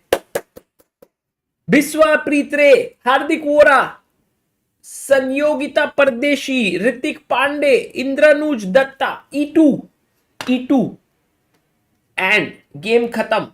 It's over. It's over. So, actually speaking, the position is so weird and different that with one wrong move, things can absolutely change. Everything can just simply change in a second. So, if Queen E1 attacks here, black can attack with f5 and bishop looking here. So that is what has to be carefully gauged. Also, how about long castle? After queen e1, you still want to go f5 as an idea. I think for Ding, this move bishop d2 is good. But for Nepo, the plan is simple. Long castle, rook g8 and f5.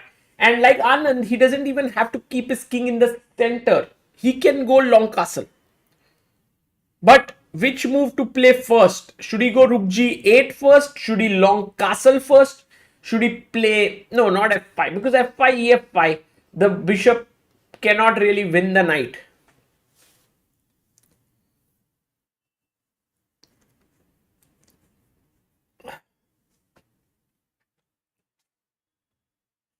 So let's say, how do we start? First, I want to play rook g8, queen e1, f5, and then someone, I think Chess with Shankdeep says, why not d5? Oof. Ah, my head is paining from the complexities. Can we do fe4? Can we play fe4?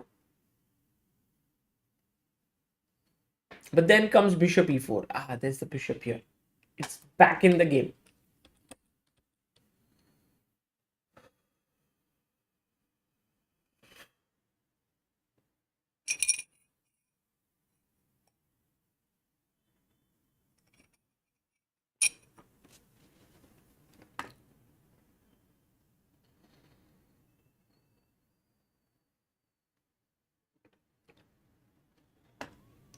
Oh, he played rook g8. Nice. He played rook g8. I like this move. And actually speaking, for Ding, this is now trouble time, no? Guys, what do you think? रुक देखो, पहले तो रुक एकदम ही इधर full right at the king. The bishop is looking here. So it's a very, very tough time for Ding Liren to figure out what to do.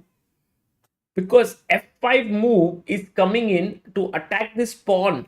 And if you remove the pawn with the rook looking here and the bishop looking here, it can be a lot of trouble.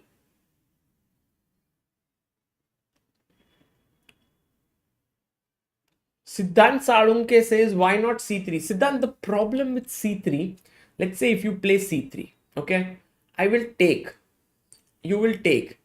And now what has happened is that while your pawns were here, they were limiting so many squares for the white pieces. But once you push c3, now you are limiting nothing and the pieces are pretty well placed. So actually pushing the pawn has to be done very carefully. Even if it creates a threat sometimes, it's not a very good idea. Can Ding go king h1 after f5?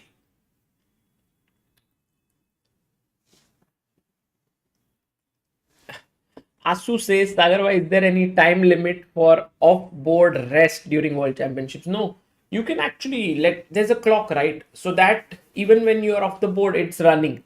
So you can do that. Yeah, Kathan, g4 might be a bit too much because, g4 just h5. I'm breaking this structure. You can't play it.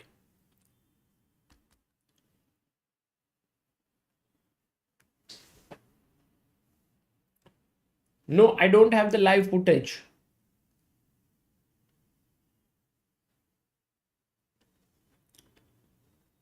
Rook c1 says Teja. Teja, that sounds good because with Rook c1, what you are doing is you are not really right now removing the queen from the support of the knight. So f5 has lesser value. I can take. And if you take, I have the queen here. So Rook c1 is a definite option. But Rook c1, I think if black is very bold, and maybe black has to be, then long castle looks very, very good.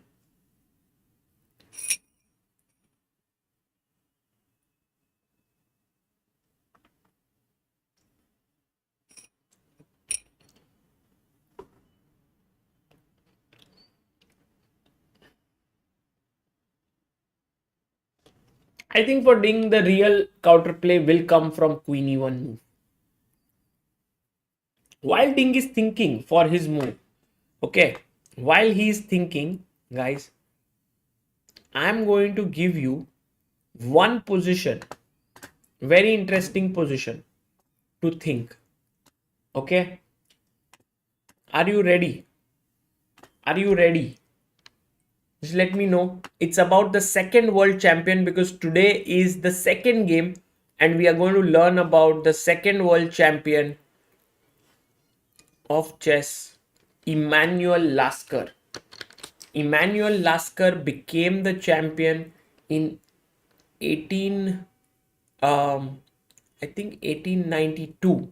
From 1888 to 1892, Stenitz was the champion. Then Lasker became one, and I want to show you here.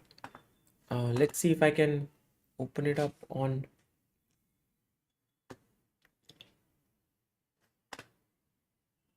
Yes, there we have the board. But where am I? Yeah, I'm here.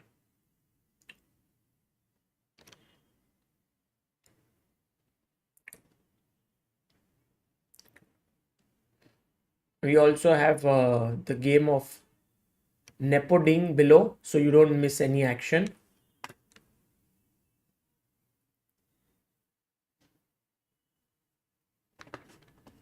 Oh, he played Rook C1. Guys, once again, he played Rook C1. So we will look at this game later. Rook C1 played. Also, maybe the idea of Bishop D2 was Rook C1 so that if B3 there is Bishop B1. And the bishop moves there without interfering with any piece.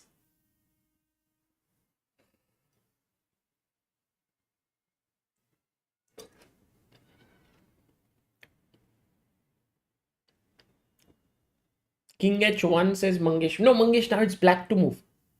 I think black has 2-3 ideas. Okay.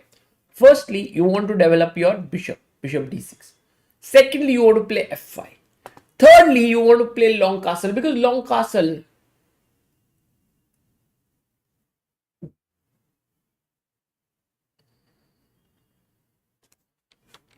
Oh, he found long castle. He did play it. Wow. Mohammed Shoaib says these pawns look scary. Long castle played. Man, what a game. What a game. The queen is looking opposite the rook is looking opposite the queen and the king. But still, it's not so easy to take advantage of it. Okay, next move, maybe you may want to take advantage with bishop d3.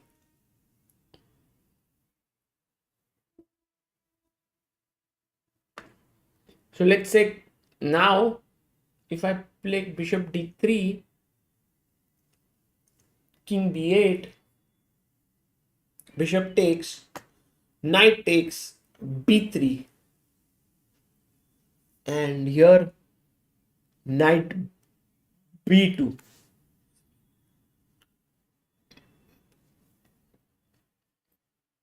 No, you can't play it this way.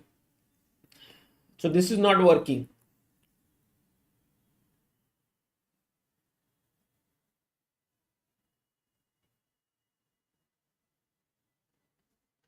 So after long castle, I'm thinking about how should white continue. So white can go b3, but b3 there is c3.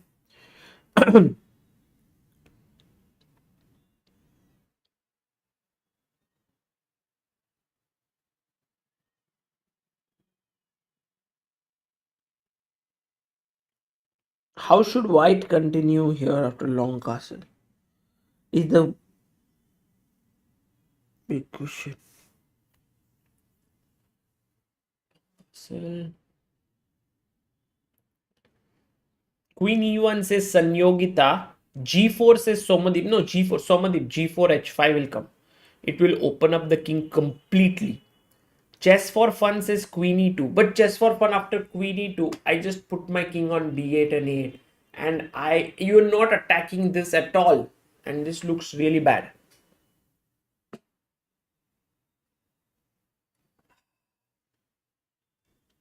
Guys, all those who are new and joining in here to watch, my small request to all of you is to please go on our platform called Chess Ranga and sign up, because this is something which we have been working on, and maybe you will get a lot to learn. This is the platform here, and World Championship we have made here. It's the link in the it's the third link in the description. It's also the pinned link. You can go here. Also, the very nice thing here is that when you play the video, it's me who's teaching a few things, and then when you are actually learning, slightly soft, and white gets a good position here. Queen d7 was played by Ding, and here h3 would have been an interesting move. Wait for Nepo it. chose Wait knight for c3 it. after 24 Yes, minutes it's of free. thought. Ding played the move rook a d8, and here is your first question: what should white play here? And this is a very important moment actually. Then it pops up like this in the video, and then you can just do h3, and then it gives you feedback and says right move, wrong move. It's very nice. Okay, please try it. Nepo.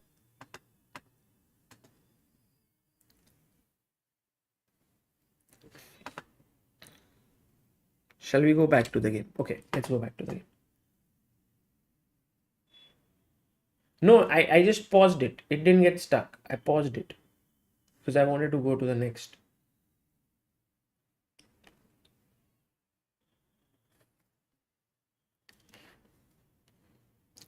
So long castle. Ooh, what to do? What to do? G3. Aman Singh. Nahi, nahi. I don't like G3 at all. But it could be possible. It's better than G4. But I think with F5, EF, opening up this diagonal is just terrible. Like Rook G3, boom, and takes. It's just over. So let's not go there. Let's not go to G3. I think Queen E1 should be one idea, attacking here. And if he plays Queen B6, defending here, then already Bishop D3, attacking here. So actually, for white, this is a critical moment because for now, for some time, he has the king and the queen both on C5. So even if one moves away, Queen B6, the other one is still there on C8. And if the other one moves away on B8, the one still on C7. So this is a critical moment. Actually, Ding might want to just tuck his king into the corner with h1, but then I will also tuck my king in. Doesn't look great. So here's the question to all of you. Let's use the chat chess moves. What do you think should Ding play as white in this position? It's white to play. What would you play? Let's go. And then from there we can take.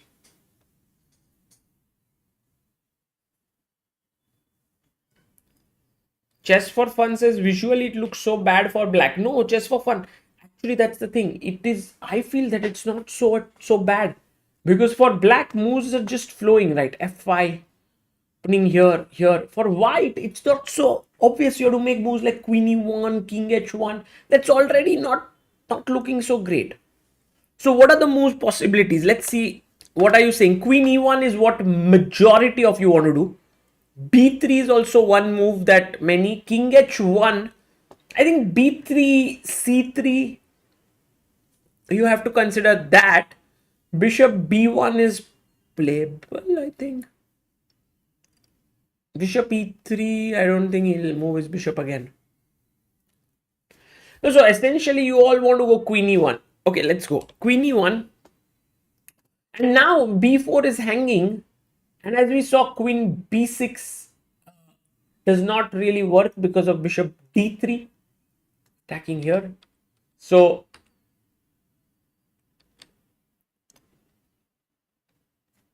F5, I think, just give up this pawn, create attack. And now it's very tough to play. Like you played Queen E1, I played F5. Now what will you do?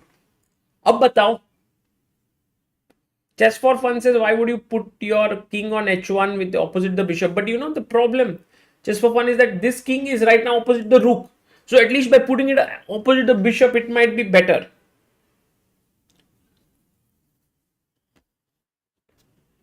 Now it's not so simple, right? What is to be done?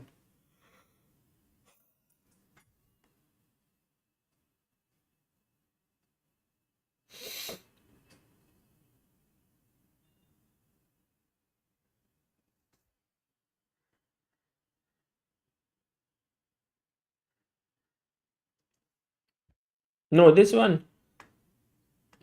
not easy. Yeah? King h1 looks like one option. And this is looking fine. Yeah. So Yogita, you can't play f5, e5. For sure. So I love the way in which Nepo has played. For now, Ding Lishan's move. He's thinking, and while he's thinking, I'll be back in a second, guys. But before I go, I want to give you a position to think about. What would you play here? We are looking at the game between Lasker, who is the second world champion, who played f4, and this was before he became the world champion in 1889. 1894 is when it think he became the. So here knight c3, castles, knight e2, knight g3, knight came to e5, takes, queen c6, queen e2, a6, knight h5, and he took. And here's your question: what do you play here as white? White to play.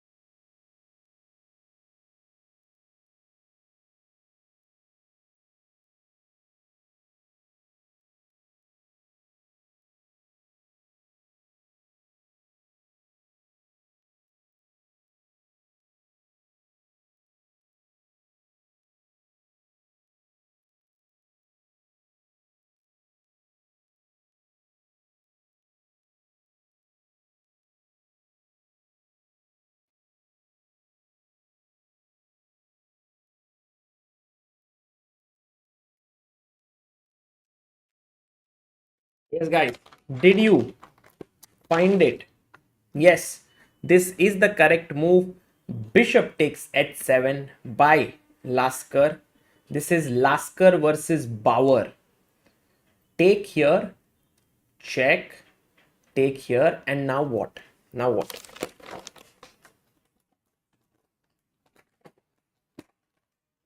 Chess with Shankdeep, go deeper, go deeper. You are there.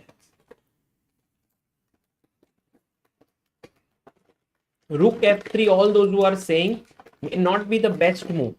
Why is rook f3 not correct? Anyone? Why is rook f3 not so good?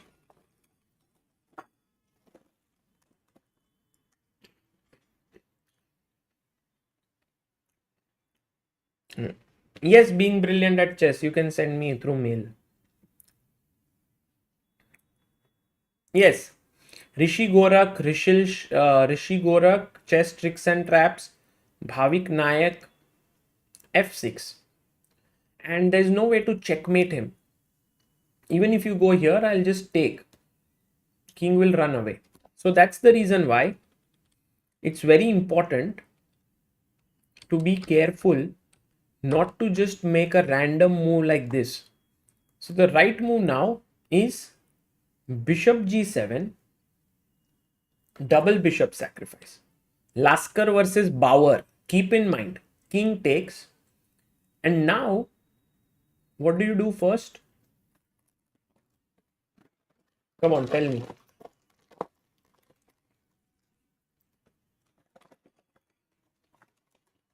Again, be careful about the move you are choosing.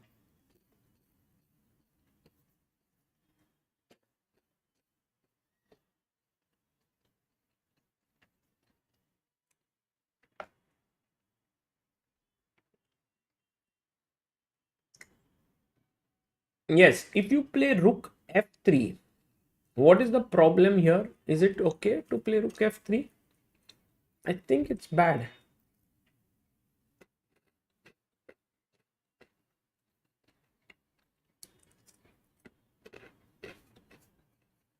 Or it's okay. Kritika says rook g8, but then rook g3. Yeah. Rook g8. Rook g3, king f8. Queen h6, king e8. Rook g8, king d7. And I think black is the one who is fine here. This is what I thought. Am I correct?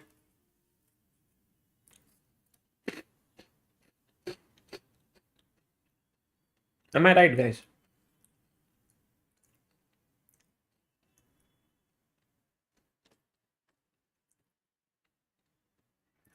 By the way, Ding has played a move. So after we see this game, we will go. He's played bishop d3. Wow.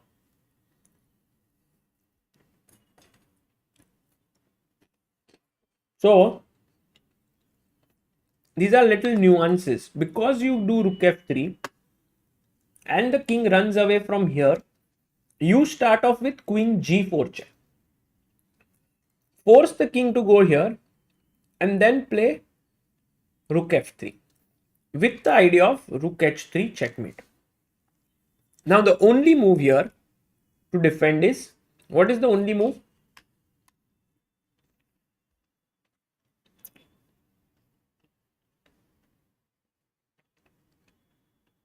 What is the only move? Shaumik, Kritika, Beloglavi, Dharmik, Anurag, Biswapreet. No, Amartya. Bishop h4. I think I'll just take queen h4.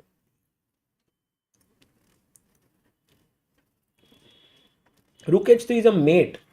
Sanket, Shashi Shankar, sorry, Stelios.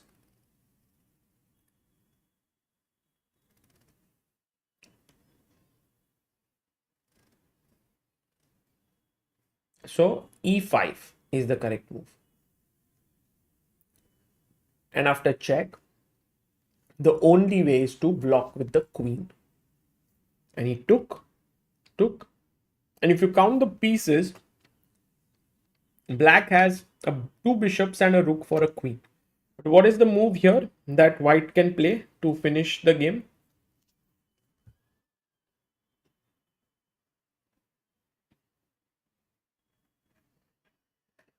Shaumik, well done. Kritika, chess with Kirtika, chess with Shankadeep, Amartya, Shashikumar. No, if you play now rook f1, I believe he can run away with rook g8. and then the king can run back. So the move here is queen d7. Fantastic. Attacking this and this. And all those who found this, beautiful. And now in the end, you will be material up. King is also weak. So who's the game between here after knight h5, knight h5? This double bishop sacrifice. Who is playing against Lasker? Who are the players? Lasker versus, can you write down? Bauer. Bau. So that you can remember, it's Lasker versus Bauer. Yes, Pranav Saxena, you are right. And take, chop, check, rook lift there, and wins. This is a very famous game. In fact, if ever you have to study a game of Lasker, this is the first game that people will talk about. Okay, now look at what Ding did. Ding said to Nepo that, hey, I know that you have pressure here. I know that my king is weak. You are putting pressure here, but I have a pawn, first of all, which is stopping your bishop. Meanwhile, your king is also not like super safe. My bishop is looking at b4, and what I will do is I will look with another bishop on c4. So what are you planning to do now? My threat could be to take and play b3 when you will be in trouble with your queen. And there are many threats that I want to create. But Nepo says, look Ding, there is nothing that you are threatening, and I'm simply going to move my king to b8. Very nice move, very prophylactic, very little move. And sometimes it's moves like these which are not the easiest to make, but they just foil all the opponent's plans. So now if you take bishop takes c4, I think we discussed this position. Knight takes c4 and b3. But the problem now is that I can even take, by the way, bishop takes, but I think knight b2. And then this is definitely an issue here. You are a piece up. So now king b8 played, by the way, Yan played it. Ding goes rook e1. And for Ding, this move, rook e1, made a lot of sense because he's defending the pawn, also making way for the bishop to come back to f1 if needed.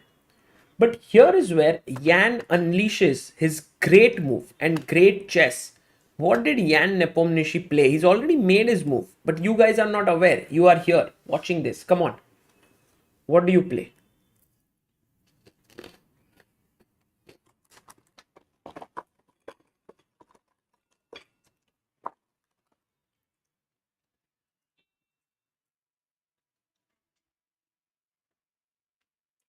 Savita chess, how can you play c3, Savita? Because now take and bishop takes. By the way, Savita, there's a tournament happening in Sri Lanka. Are you playing that? Queen Stars something. I will put it on ChessBase India.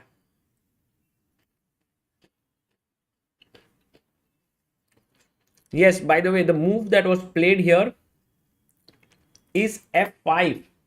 You guys are absolutely correct. f5 opens up this.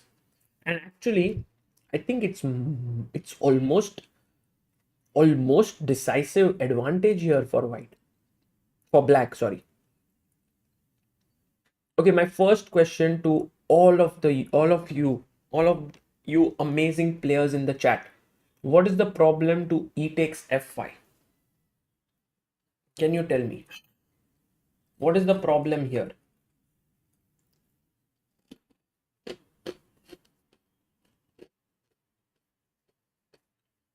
Bhavna Sharma, welcome to the channel and enjoy this. Try to think. It's a complicated game, but slowly you will enjoy it.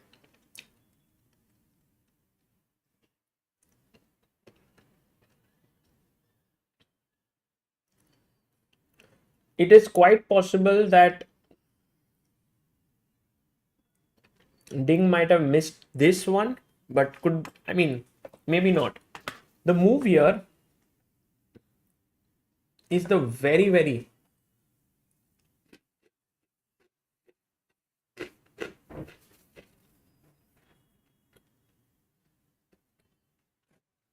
amazing. You know what was the move?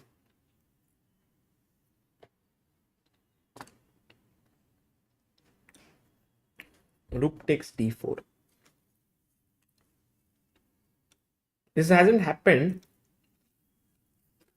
but I think there were many of you who actually found it. Senthil, Dharmik, Kirtika, Amartya, Maria, Daksh, Biswapreet, Soumya, Harilal, Saurabh, Maurya. And how does this work? Because if you take, my rook jumps in. If you go king h1, there is queen h2 mate. Goes without saying. King f1. Now what's the winning move? Come on. Guys, what is the winning move?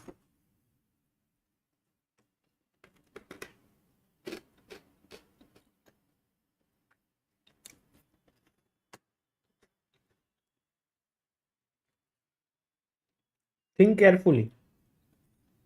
Don't be in a hurry.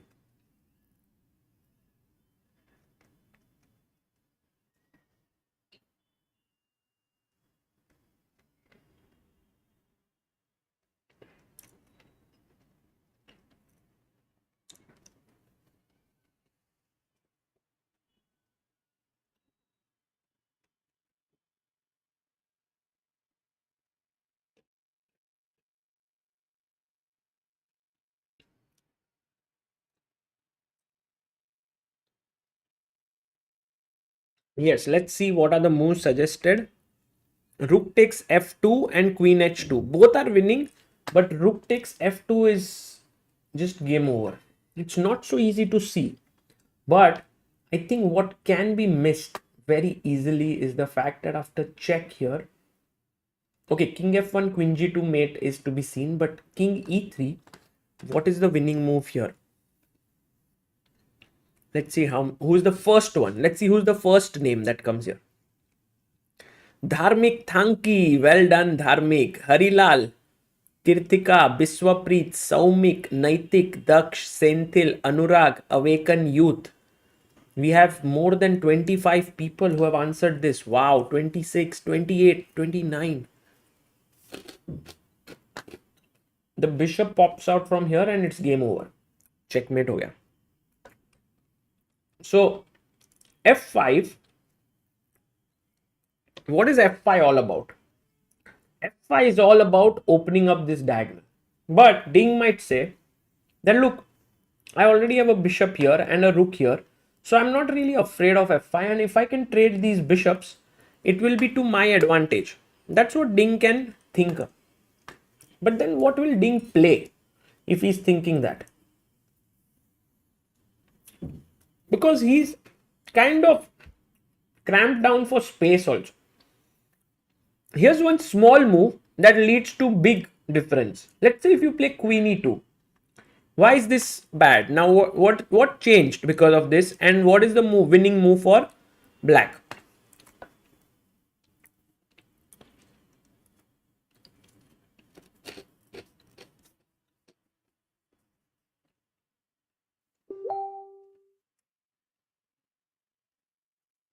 Exactly. All those who are alert enough to see that now the queen is on e2 and c takes d3 actually hits the queen, hats off to you. This is the correct one, and the right answer has been given by Shaumik, Dharmik, Harilal, Arko, Nikhil, Jyotiraditya, Chestrix, Biswapreet, Saurabh, and Daksh. Fantastic. So you can't play queen e2. So then you are thinking, if I can't move the queen here and also moving my queen here, yeah, maybe moving the queen here is a possibility, no? Because if you take here, I will take your queen. What is the problem here that can be faced? Because I'm also looking at bishop takes c4 now. b3, I thought I can just go back. And then with bishop takes a5, bishop takes c4, that is to my advantage, you know. I am happy with this forcing you this move, b3. So I would suggest that you don't rush into one move things.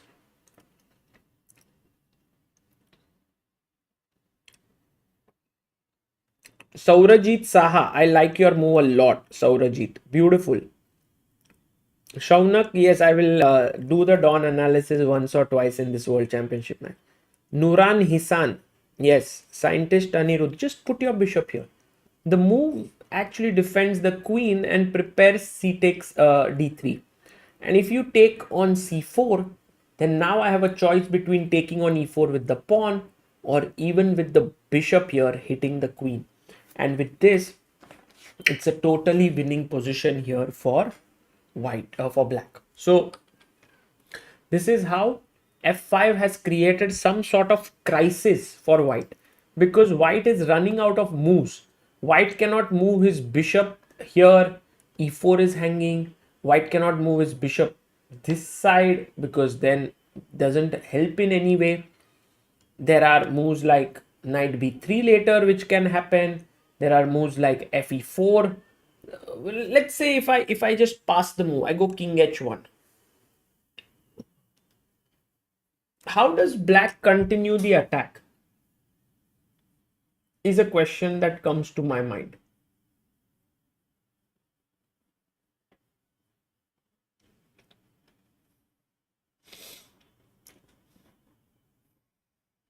What is the way in which to continue? Guys, do like the stream if you are enjoying it, and do subscribe to Chessbase India. And of course, also there is a link in the pinned message and also the third link in the description, which is to check out Chessranga. It is a very nice platform that is built up by the Chessbase India team to spread chess education and to make reach, you know, to basically make chess education available to all at no cost.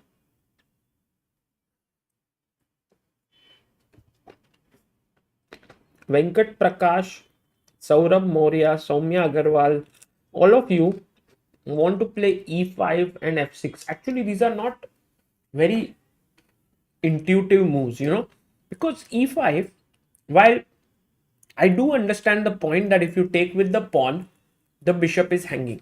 That is done. And I also understand the point that knight e5 is met with rook d4 attacking here and here. So these points are very clear in my mind. But what is not clear is that after d5, what have you gained by playing f5, e5 and provoking d5?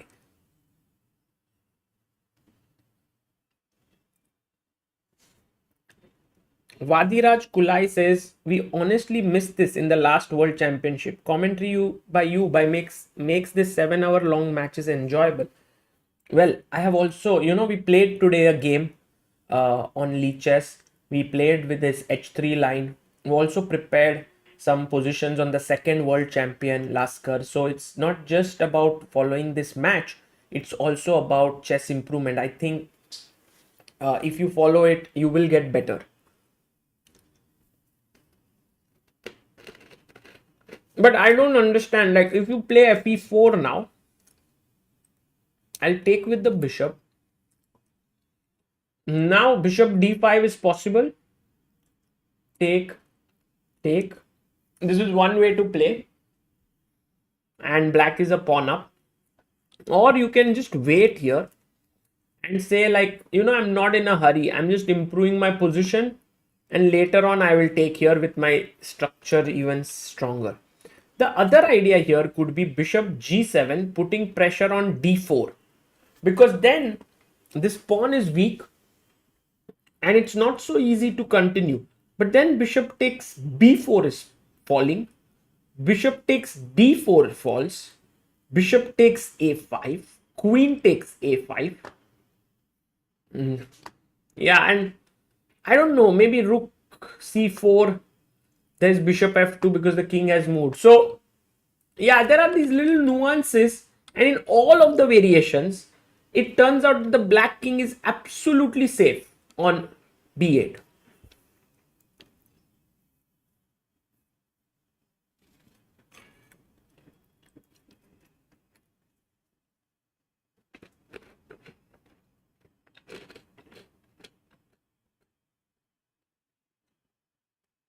So f5, I don't know, king h1 is one idea I was thinking of. What are the other ideas I can think of?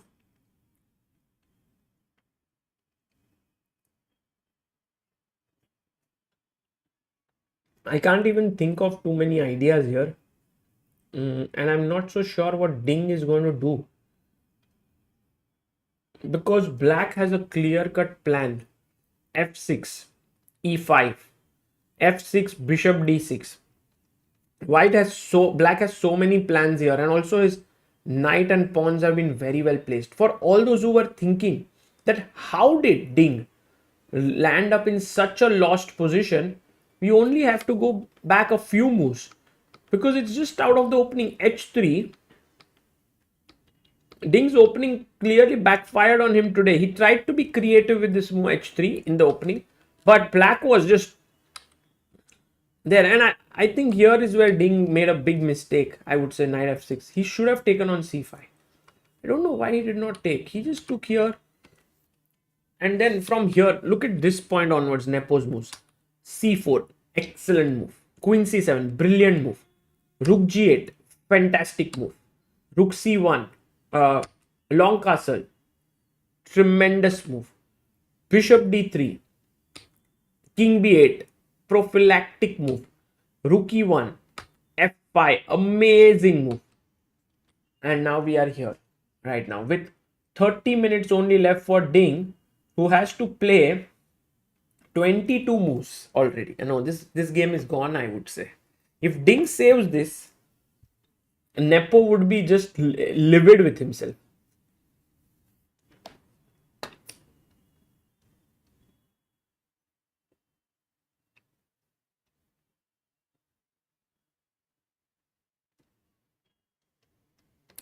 For me, it's like Ding has not yet warmed up to this tournament.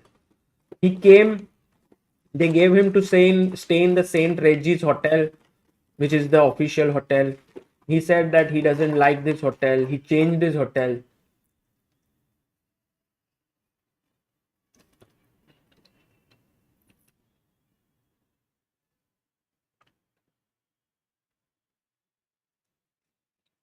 Yeah, I think today will be a decisive game.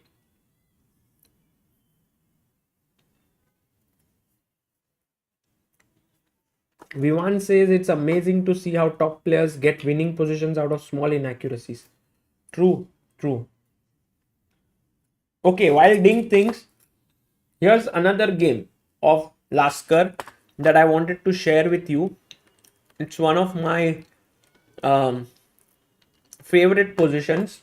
Not favorite, but it's a nice one. I have seen it in Dvoretsky's endgame manual before. So I wanted to share with you, and this is something which will also be useful for you. So this is Lasker is white. His pawns are going this way, right? And black is Tarash. So there's a check to the king. And so he plays king f7. And Lasker hopes that if his opponent takes on h7, he can take on f6. It looks like a draw. And if he takes on g7, he'll take bishop f5. I don't know what I was thinking. So here, what is the winning move for black? Black to play.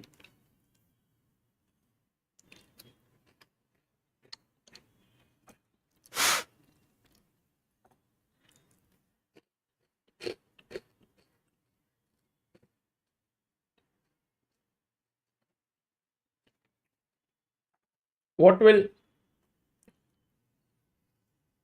Yes, Saumik, Kush, Kritika, Amit, Satish, Harilal, Abhishek, Scientist Anirudh. Very good. Great. I love how you guys have found the right move. The right move is check here. And after king f8, I take, king takes, bishop b3, and this is a winning endgame for black. Extra pawn. And Lasker would have lost against Tarash. But what Lasker did here was he got tempted and he took on g7. Okay. Now notice, if you take king takes g7 here, then this position is already losing, because I would simply take, king takes, let's say c4, take, h4, c3, take, a5, h5, a6,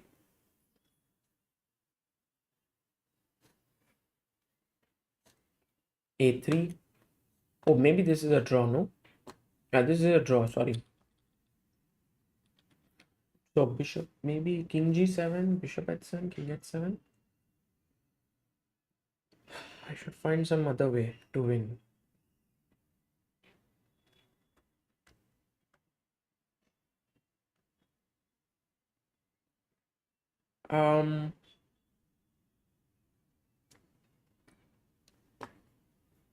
How should we win this, guys? Maybe bishop h7 looks right. Take, and now something. Ah, yeah.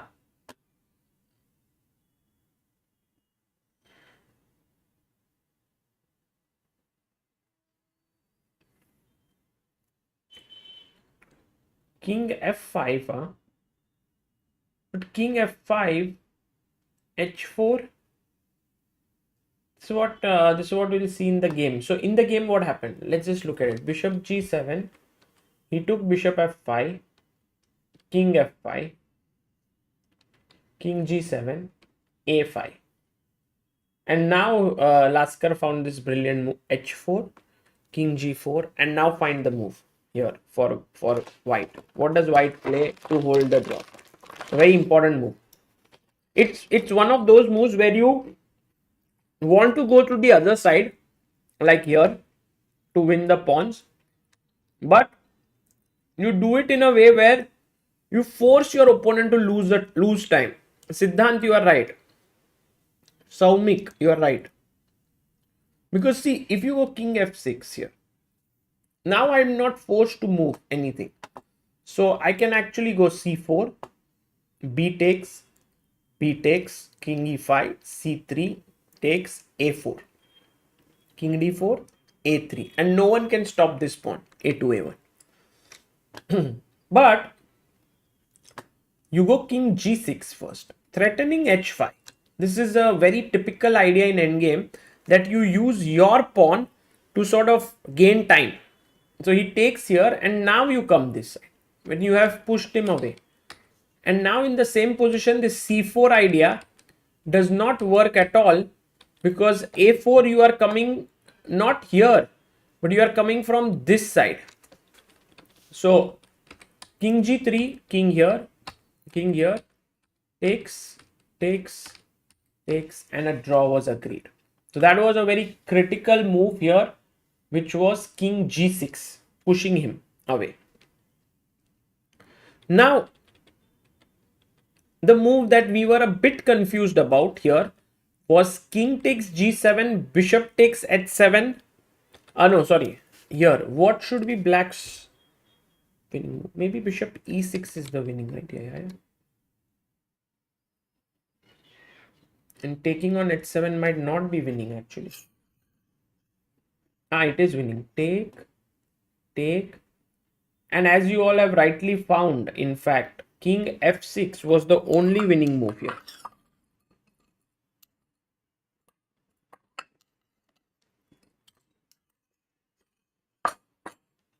And now if I've actually boxed this king in. That's a very important thing. h4, a5, h5, a4, take, and when you play h6, I go king f7. Game over. And so this was one more position of Lasker that I wanted to show, which showed his fighting skills. Even though he was lost, he never gave up and he found this brilliant resource, which was king g6. And then coming this way. Let's go back to the game to see what has happened here. After f5, the move that was played is bishop c2.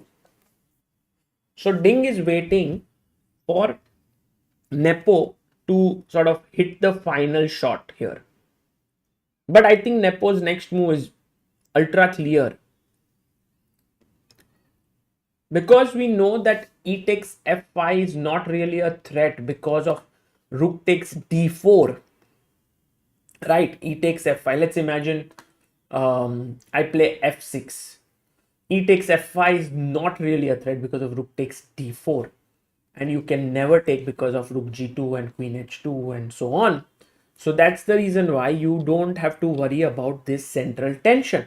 Once you don't have to worry, then f6 becomes very natural because you have queen g7 to attack here. And overall, this e5 idea also comes into the picture. Can Nepo play bd6 is the question here. If bishop d6, it's also a playable move. It's a good move. You are actually provoking e5 and then dropping back, which is a smart idea. I mean, I like it. I like your move. Ding has played bishop c2. Yes, that is true. But after bishop c2, what is happening here? My feeling is f6 is a very human move to play.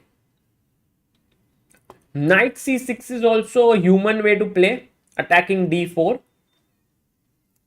And I won't be surprised if he plays it. But I'm not sure what was the idea of bishop c2 because it doesn't improve the position in any way. Like even if I play h6, what is white's next move? Unclear. What is white going to do next is not at all clear. Even if you play the move h6. So bishop c2 has no real threat. And Nepo finds this nice little move knight c6. Nepo in great form, huh? Nepo says there is no pressure on c4 now. You played bishop c2. Now I'll go knight c6 and I'll chop this off.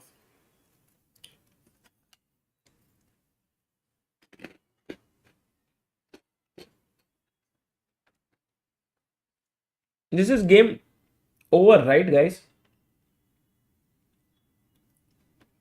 I think what Ding might do now,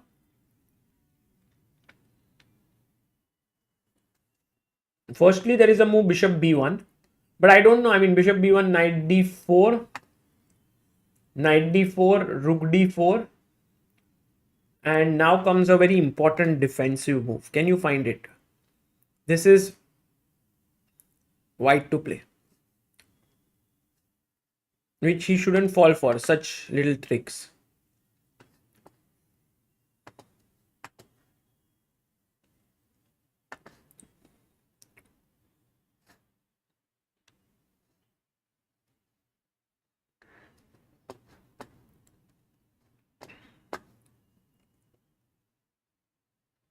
Yes, did you find it?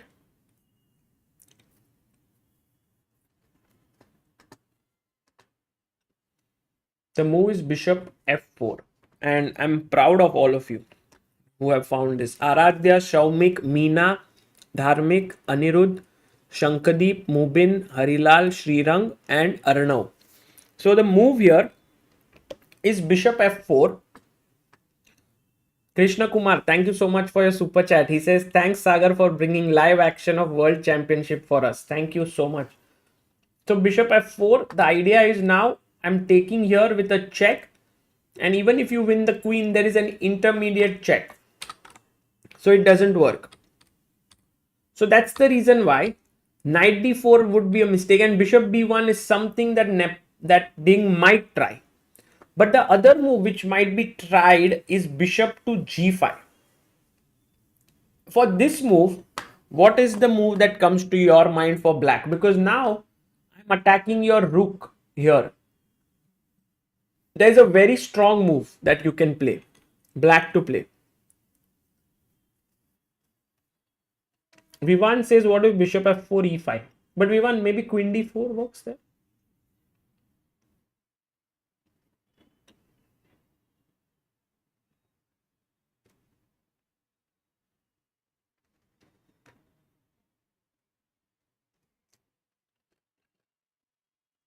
The move that works here brilliantly, and I think there are two moves which you guys have liked. One is f6, but to f6, bishop f6, what's your plan? Like, why did you give up a pawn? What is the idea? Not so sure, right?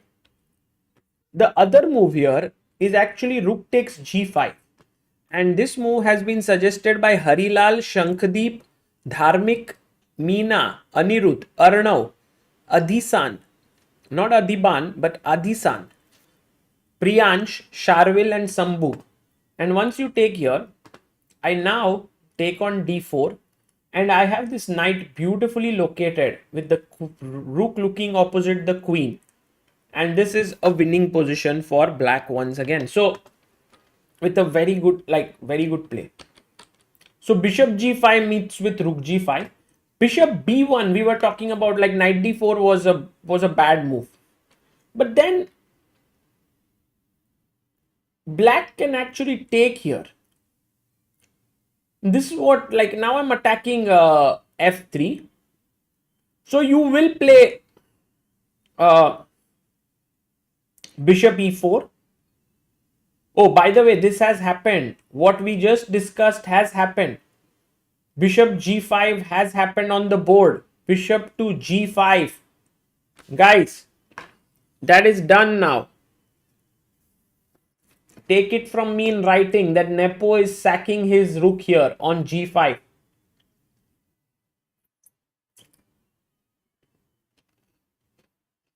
He's going to do it. Because, I mean, look, moves like rook d7, while possible, they don't feel right. Also, bishop e7, you are slowing down yourself. Queen e7. Maybe it's also possible, but, you know, I feel like Nepo has to keep the tempo going. The only reason why he may not do this is because this is world championship and there's a lot of pressure. Okay, what about rook d4? There's queen e2, and this is better for, I mean, this is fine for white. But knight d4, now let's think about this position.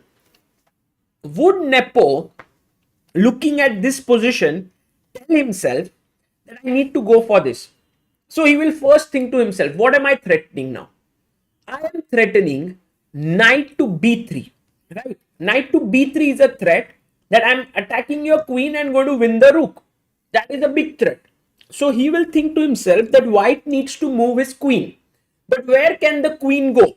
The queen can't go to e2. I mean, staying on the d file is impossible because that's the same attack, like knight f3 check also. So queen e2 not possible, queen f3 not possible, queen g4 not possible. So you will plan queen h5 in your mind, right? You will think about queen h5. And now Nepo is thinking to himself, what is the next move that I need to play? Because with queen h5, he is not just attacking h7, stopping, but also f7 somehow. So what should black play here? Because this is the key moment in his head when he's calculating, when Nepo is sitting at the board and thinking. This is the position that he's trying to sort of figure out. Should I play this? Should I not play this? Should I play? Can you go f6? But then there is knight takes e6, right? Or not? The knight is defending. There's no knight e6.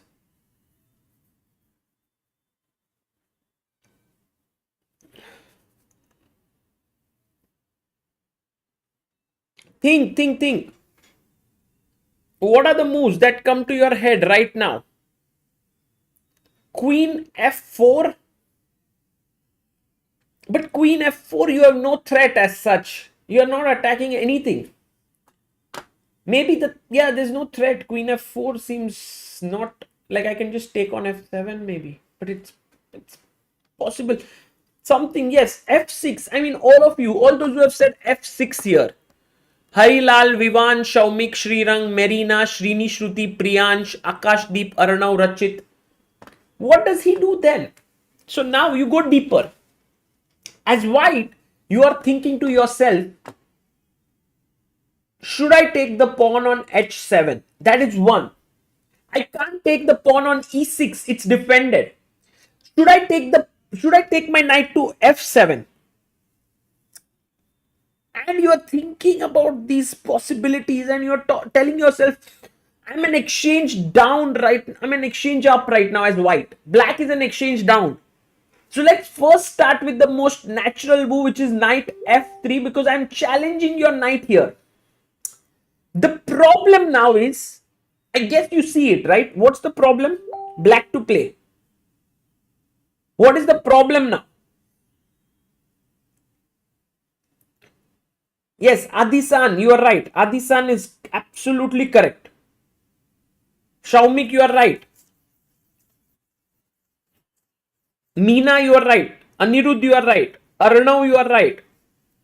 Naike, you are right. Venkat, take on c2. And now you must take back. And then my bishop comes in. And let's just assess this position carefully.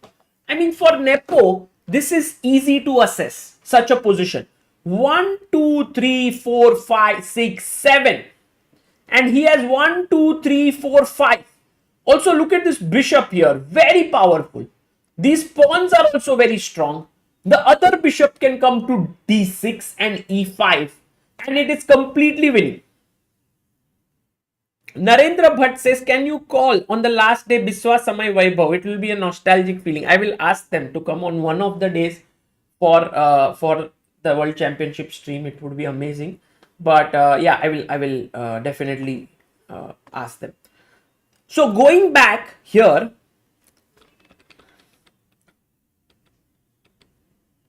takes knight d4, queen h5. We agreed that this position is fine. Then you thought of f6, not queen f4, but f6. And here is where I feel that knight f3 is done. Let's think about the move knight f7, because now you are attacking the rook. If you are attacking the rook, what can we what can we do? I think the simplest thing to do in your head is, what is the move? Yes, Nivedita VC. I agree with you. Meena, you are right. Harilal P. We will go and attack the knight. Once the knight is attacked, where will the knight go? Will it go to d8? Will it go to d6? Will it go to e5? No, there is no space there. So the only move that makes sense is knight to h6. And once again, we have a choice between cashing in with knight c2, rook c2, bishop e4, which we just saw, take, and bishop e4, when I am completely better once again, or I can go for knight takes, bishop to c5, and just saying to white that you have nothing in this position. You are just completely busted. My position is so good in all senses.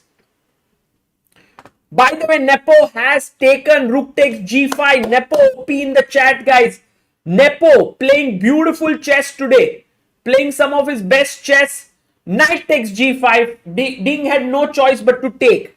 And now we are actually waiting for what will be Nepo's move. My feeling is knight takes d4 is bound to happen.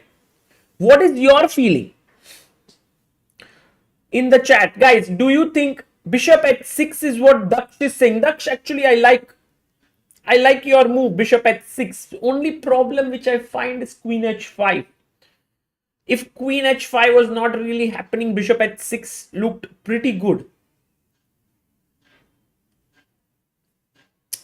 h6 says Harilal. Okay, Harilal wants to go h6, but Harilal after h6, knight f3, then the knight starts defending d4, right? So why do you want to play h6? What else? What else? What are the other moves that come to your mind here for? Yeah, he's taken on d4. So our analysis was correct. And now I feel I'm 99.9% sure that white will go queen h5. The other idea is bishop b1, putting that back. But I think, no, actually interesting move, yeah. Bishop b1 could be a very tricky, trappy move, because if you play knight b3, trying to cash in too soon, white has a move here. Can you guess what is the move that white has? Although it might also lose, but it is one of those moves. What do you play? White to play. Yes, Dharmik, you are right. Chess with Shankhadeep, Shaumik, Mr. Unknown, Harish Nair, Srirang, Biswapreet, Ajay, Arnav. Yeah, at least it gets to a fighting position. Take on b3. And by the way, look at this number of people who've given queen b3 as an answer. Priyansh, well done, guys. So take on b3, take here, take on c7, take here, knight f7. Now, I'm not saying that this position is in any way defendable, because black is a pawn up and the rook is coming in. Once the rook comes in, I'm attacking b2, and then my bishops are also very powerful. But still, it is something you don't want to do. So that's why queen h5 by Ding has happened, and we have reached this position which we were discussing. And now, now is the question, guys. f6 is what we thought was the most natural move. Is there anything else that comes to your mind? Oh man, f6 also play. You know, it's amazing how we are able to just calculate everything correctly. Now what would we looked at knight f7, right? We looked at knight f7, rook d7. We looked at knight f3, knight c2. Now the move that is left is knight h7, because knight h7 does create threats. Threat is to take here and take here. So what would you consider the best move here after knight h7? What is the move that comes to your mind after this? All those who are joining in right now, Nepo is on the verge of winning this match. Sorry, this game, and taking a lead in the match. What do you play here? So the moves that I can see all of you saying are knight c2. There is a small problem with knight c2, I think. Bishop e7. Oof, bishop e7. That shows so much trust in your position that you are even ready to just move away the bishop. Bishop c5. Queen g7. Nice. Queen g7. So let's have a look at first the move that was knight c2. My main problem with knight c2 is that, not that I take rook c2. What is the problem here after knight c2? Anyone wants to try? If you taken, you're attacking the rook. But what is the problem? Knight f8, Harilal, Meena, Dharmik, very good. The main problem is Shankadeep, Adisan. You take on f8, right? And then you take e1. The problem is knight e6 fork. And that's the reason why taking there would not be correct. So knight h7 here instead of knight c2. I would suggest that bishop c5. The ones who said bishop c5, I like your move. And the main point is that after knight f6, the queen could join in, and this is already getting very risky for white, mainly because this knight can take, the bishop can come in, this bishop and queen are looking here. There are too many things happening. And meanwhile, Ding Liren went for knight to f3. He didn't even think much, and I think that was a bad move. Ding should have taken on h7, I feel, still, because this was complex. Like knight f3, he's just, and Nepo took on c2, rook c2 and bishop e4, and Nepo is like, Ding, what are you doing? What are you doing? You're just giving me the easiest way to win. It's like on the platter, you know. And Ding is not even fighting hard. What? After bishop e4, did Ding play? No, Ding is thinking. But now it's over, guys. Now it's just completely done. Just as an example, you play rook c1. You might think, oh, let's count the material. 1, 2, 3, 4, 5, 10, 15, 24, 27. Okay? 27. Remember. 5, 5, 3, sorry, 8, 11, 20, 21, 22, 23, 24, 25, 26, 27. You might think, oh, equal material, both sides have 27 points. But nothing can be farther than the truth than this. Look at the quality. The quality of the pieces is like the bishop coming here on c5, the rook coming to g8, the queen coming to f4. It's just over.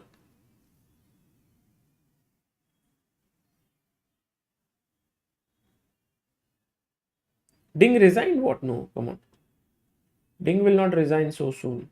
I mean, especially after this. But he has to make 16 moves in.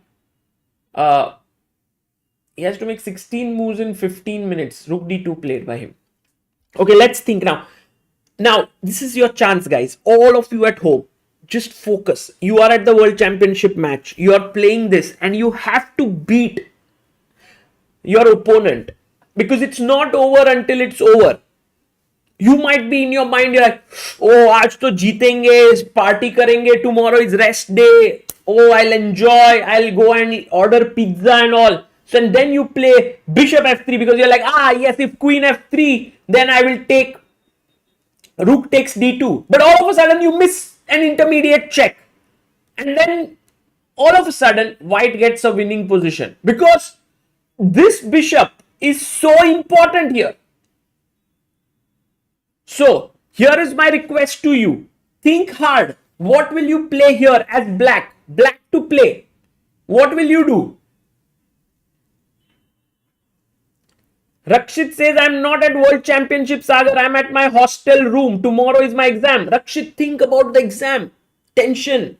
And you're writing your paper. And it's the same thing here. You're winning. You're scoring full marks in your exam. But you get complacent. That's what you don't want. You want to find the best move. Okay, what is the best move here? I'm thinking, if I take on d2, knight d2, my bishop is attacked. My bishop wants to move then. Bishop d5. Oh, it's a beautiful square for my bishop because it protects c4 and it protects e6. But then the queen from h5 comes to e8. I don't like the fact that he gives a check. I don't want this. But then what do I do? Right now, rook d2. Is there any way in which I can avoid the rook trade? Because I think the rook trade is favoring white. What do you think? But if I don't avoid the rook trade, where do I move my rook? Like,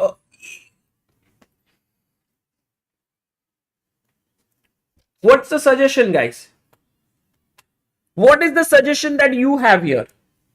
Bishop d6 is the full chat is saying bishop d6. You guys are geniuses, huh? Just simple, yes? Believe in the position.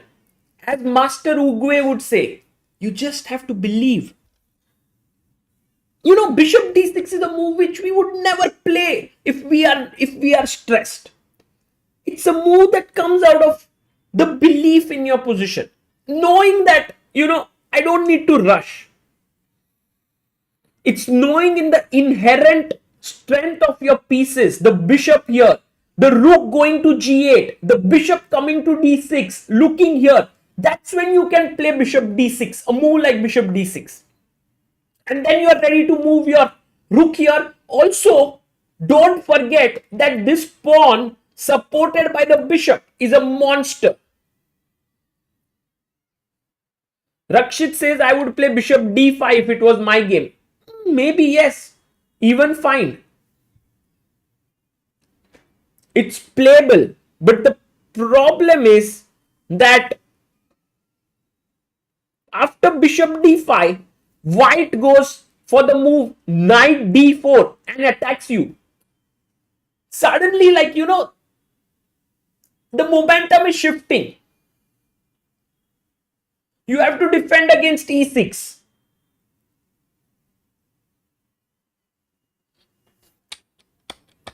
So that's the reason why bishop d6 and Nepo is thinking.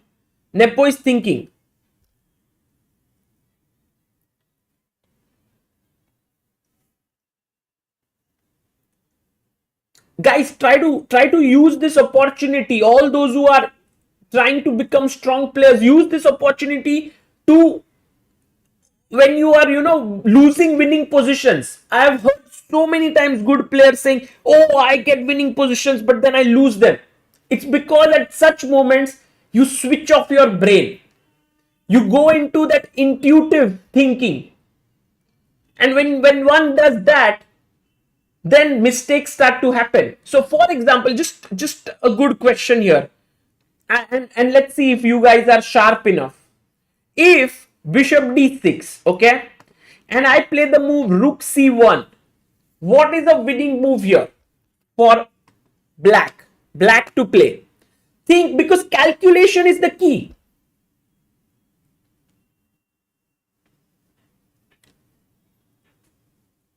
See, Adi-san, you are like, oh, I'll play bishop f4.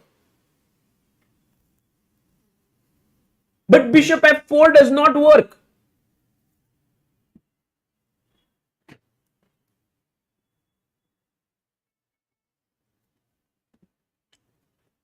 Because now these are the little things we miss. Rook d8, there's queen d8, right?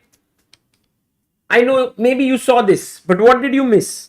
What did Adi-san miss here? White to play bishop f4. Why is this a blunder?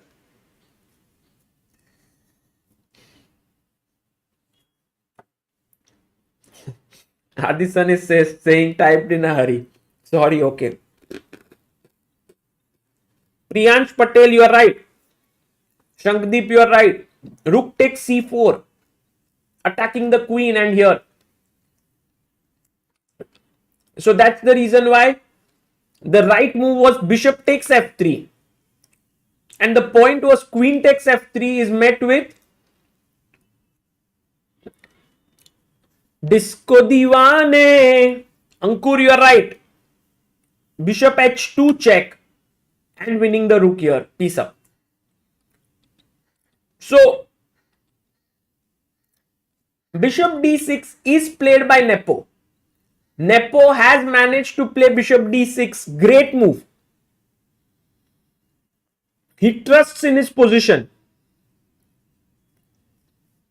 And his threat is bishop f3. Whatever you take with, check and win the rook. That is his threat. And these threats come out of just the inherent strength of the position. He is not even planning that these threats should work. What about rook d1? Okay, let's try to analyze rook d1. What would you do after rook d1? In the chat, guys, a question to all of you. Black to play. And we have the guest joining in all the way from bedroom. Hello, Amruta Mokal. Hello, Aam Aadmi. How are you? I'm good, Amruta. What is the best move for black here? I've asked this question. Right now is no time for fun because Nepo is winning. What? Completely +5. Double bishop. Oh, he sacrificed in exchange. Amruta comes to World Championship games thinking it will always be a draw. Yeah, that's so true. And by the way, the move that our chat has come up with, brilliant job, guys. Shankdeep, Tanishk, Dharmik, Meena, Venkat, Anonymous, Charuni, Tejas, Srirang, Naike. C3. You hit the rook, and when he takes here, you take back. And the point is not that this pawn might queen, which it could. Yeah. But also there is bishop h2 check, and then this rook might hang if you move the rook away. So maybe but then you have C3 is a very simple move, right? Yeah, it's very simple, but simple sometimes is right. Simplicity is the ultimate. Yes, go on. No, you go on. Complete. Simplicity is the ultimate sophistication. You used to tell me this, Amruta, all the time. Oh, you remember. That's cool. Right. So here, after bishop d6, c3 is a major threat, and another simple threat is bishop f3 and bishop h2, winning this rook. Oh my god, Ding with white pieces is in trouble already in the second round. Because he played so bad. Ding played a bad. Because Ding, firstly, okay, I mean his opening was very. One You know what he critical played? mistake if you have to say. You know what he played? Yeah, Here, no, I don't know. h3. What? But it must be his preparation, no? If he has played H3 in the World By the way, Cup. Amruta, I forgot to tell you who is Ding's main second in the match. Is he from China? No, from Hungary, now Romania. Romania. Earlier Hungary. Oh! Rapo? Yeah, I think this is his influence perhaps, but you can never be sure. Very interesting. Oh, But- people in the chat knew it. Yeah. I mean, you would have discussed. No, it. he's open about it, and Ding's press conferences are amazing. You know, he's so open about everything in the press conferences. Really? Yeah, he just said I'm feeling depressed. He changed his hotel. He's not feeling Oh. good. He says I can't think. Why? I don't know. He's just overawed by the situation. I feel like too much at Oh stake, my maybe. God. So Yeah. you know, Amruta, the main Maybe he should give one call to Magnus, who can really help him, like a psychologist here. possible, just like how Anand took the help of Topalov. Anand took the help of Kramnik and Kasparov when he was facing Topalov. But I think at that point the chess world was too, I would say too competitive. Like there was this toilet gate with Kramnik and Topalov, and they were all on each other's throats. Correct. I don't think Nepo and Carlsen have any such rivalry, so I don't think Carlsen will go out of his way to help Ding. It's not helping, but Carlsen will definitely, like, if one call Ding has to discuss which is not related with chess per se, but psychology per se, then as a chess player, as a chess, colleague, you would always love to. What do you think, guys? If Ding would call Carlsen, or just, I mean, not call, but he would message him saying that I would like to speak to you, would Carlsen agree? If you were Carlsen, would you agree? Oh, that's an interesting question. Maybe you should put a poll then, Sagar. Late. People are saying yes, definitely, no, yes, nah, no, No poll? maybe. No, I'm just looking here. Yeah, no. I think yes, more people yes than no. Yeah, 60% seems like I yes. think people do think that one call is not going to change anything, but at the Why? same time, Depends on with whom you're no. calling, right? One call is okay for Carlsen. It's like he will. That way. But what I was thinking is one call may not change anything for Ding. It will. It can. I feel that he should because- he should talk with his some maybe. By the way, his parents are also here.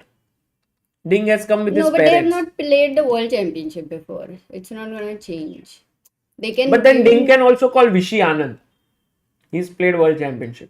Yeah, actually, that is what I was thinking right now. If not Carlsen, then Vishy Anand. So Amruta, the main position which was from this point onwards, it started to get worse and worse. Because first Nepo played long castle, brilliant move. Wow, look at that. I mean, all the pawns on the fourth rank. If you look at this, doing. And then this king says, I'm here. I mean, this is so cool. Right. And then bishop d3 I think was because here he could have played like queen e1, one move was there, king h1, another move. But he plays bishop d3. Okay. Which turns to be a massive error because now just king b8, brilliant move, just keeping the king away, rook e1 and f5, and now you can't take ef5 because of rook takes d4. If you take here, there is rook g2 check and queen h2 coming in. Yeah, that's So- a tremendous attack.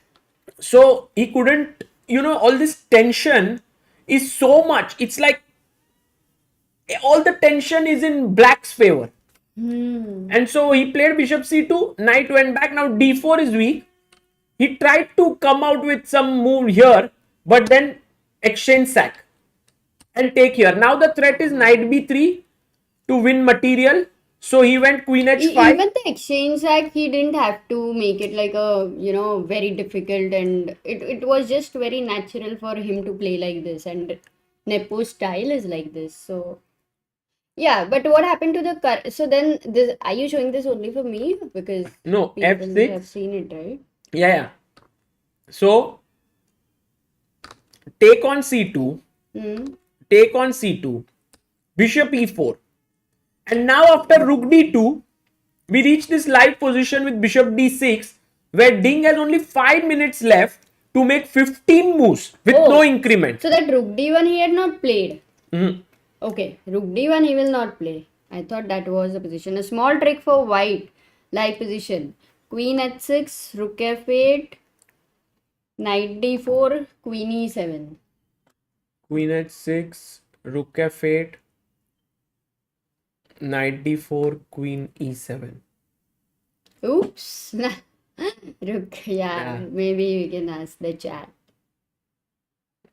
Rakshit, you should start composing puzzles. White to play. White to play, how to win.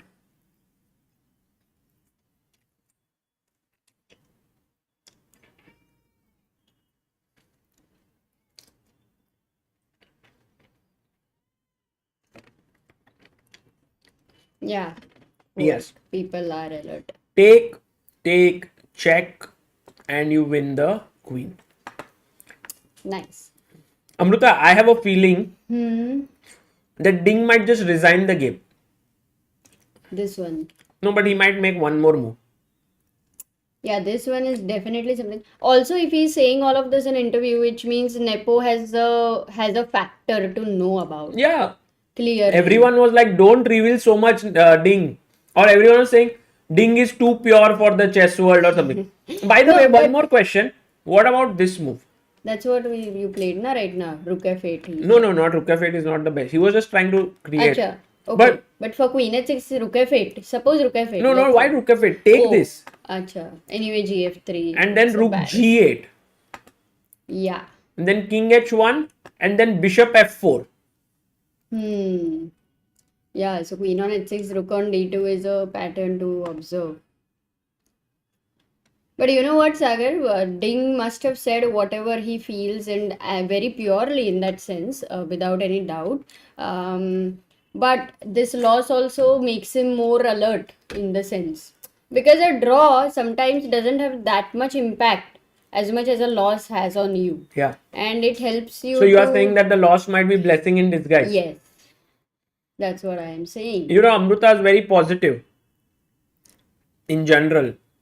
Sometimes I feel instead of mediocrity, if some small disasters happen, they help you to become better than something which is just mediocre, and then you don't look at it. But And that fails. this was the thing which was the worst thing to happen for Ding. You know, Amruta. By the way, That's why. Also, the way you lose. Imagine, we know, we've seen our players like Gukesh, and for that matter, anybody on top level, if they lose in this way, they are gonna feel that, ki, how did I I'm talking miss? about the fact that when you come to a world championship match and you lose one of the first games. But you know, the thing is, Magnus has set such tight matches, no, against Yeah, Karyakin, yeah. But against he had lost with Caruana, Karyakin. yeah, against Caruana, against Yeah, Nepo, first 6 games. That we were not used to decisive games back and forth yes, in world championship. It that's was true. like all players became so tight against him. But again, but maybe this match we might see back and forth happening. King h1 played, but I think guys, Nepo might take less than 2 minutes to figure out the move c3. He'll just push the pawn. 26 moves have been played, and Ding has Amruta. Ding has now only 2 minutes left to My make 14 moves. God. So I mean, he is accepted, I think, yeah, in yeah. some way psychologically that this is over. Guys, don't miss today's press conference. It might be very interesting. Ding, I was reading this interview, Amruta, of which we did with Ding, which was who is Ding Liren, and he had lost the World Cup in 2017 finals against Levon Aronian, and I had gone to his room and done an interview with him. If you just type on Google who is Ding Liren, you will read about it. And in that I've written, Ding is so nice that he doesn't like to say no to people. And sometimes that niceness can get to you. Like for example, here he might be feeling so bad and he will have to do the live interview. Yeah, that was a very nice interview, guys. You definitely should check it out. 2017, 6 years ago, but says a lot about a few things. No, press conference will come on FIDE channel. I think also on chess.com it may come. We do not have the rights to this tournament of the video, so we couldn't stream it with the video, but I hope that the commentary and the look at c3 instantly played. Amruta, I mean, this one question I wanted to ask chat, that do you think these commentary sessions add value, because you guys are following the commentary on many different platforms, but do you think that we should continue doing this for the next 12 games, that there is some value here so that we can keep continuing? Rook d4.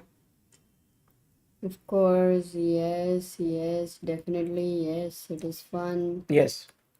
Yes. Okay, even if like 20-30 people are definitely yes, then Okay, how many people are in the chat who has seen this game from the very first move today on ChessBase India? Or at least, let's say, for after 5-10 moves opening, after the first half an hour or so. Me, yes, me. Several me. people. Oh, that's several people were watching. I mean, I know the names of some of them that is cool. who keep on giving the right answer, and the c pawn is just moving on in life, just like how your ex boyfriend or girlfriend moves on. Oh my God. Okay, Amrita, this is just over. Yes. Disclaimer above 18. Rook c1. Maybe rook c1. Bishop a3, can I go? Oh yeah, maybe bishop, Oh no, bishop f4 is better.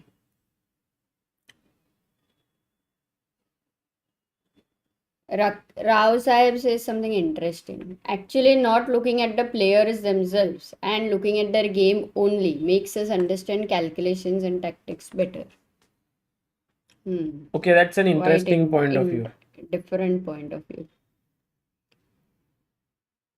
By the way, now I think 1 minute left and you have to make 12 moves. This has been a comprehensive defeat for Ding. It's been like just demolition. Yeah, it's one of the hardest moment it's going to be for Ding. Yeah. In terms of psychologically also, result wise also, and the whole scenario wise. But tomorrow is the rest day, Amruta. That is so needed. Some reprieve. So needed. Okay, Yeah. queen at 6. Now Amruta, here's the thing for our chat. What do you play here? Because you are winning, you know it, but you still have to finish it off. As we mentioned, don't think about pizza and all right now. Celebration can wait.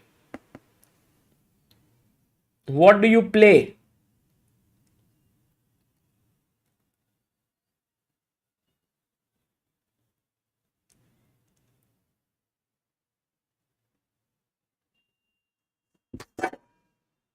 Yeah.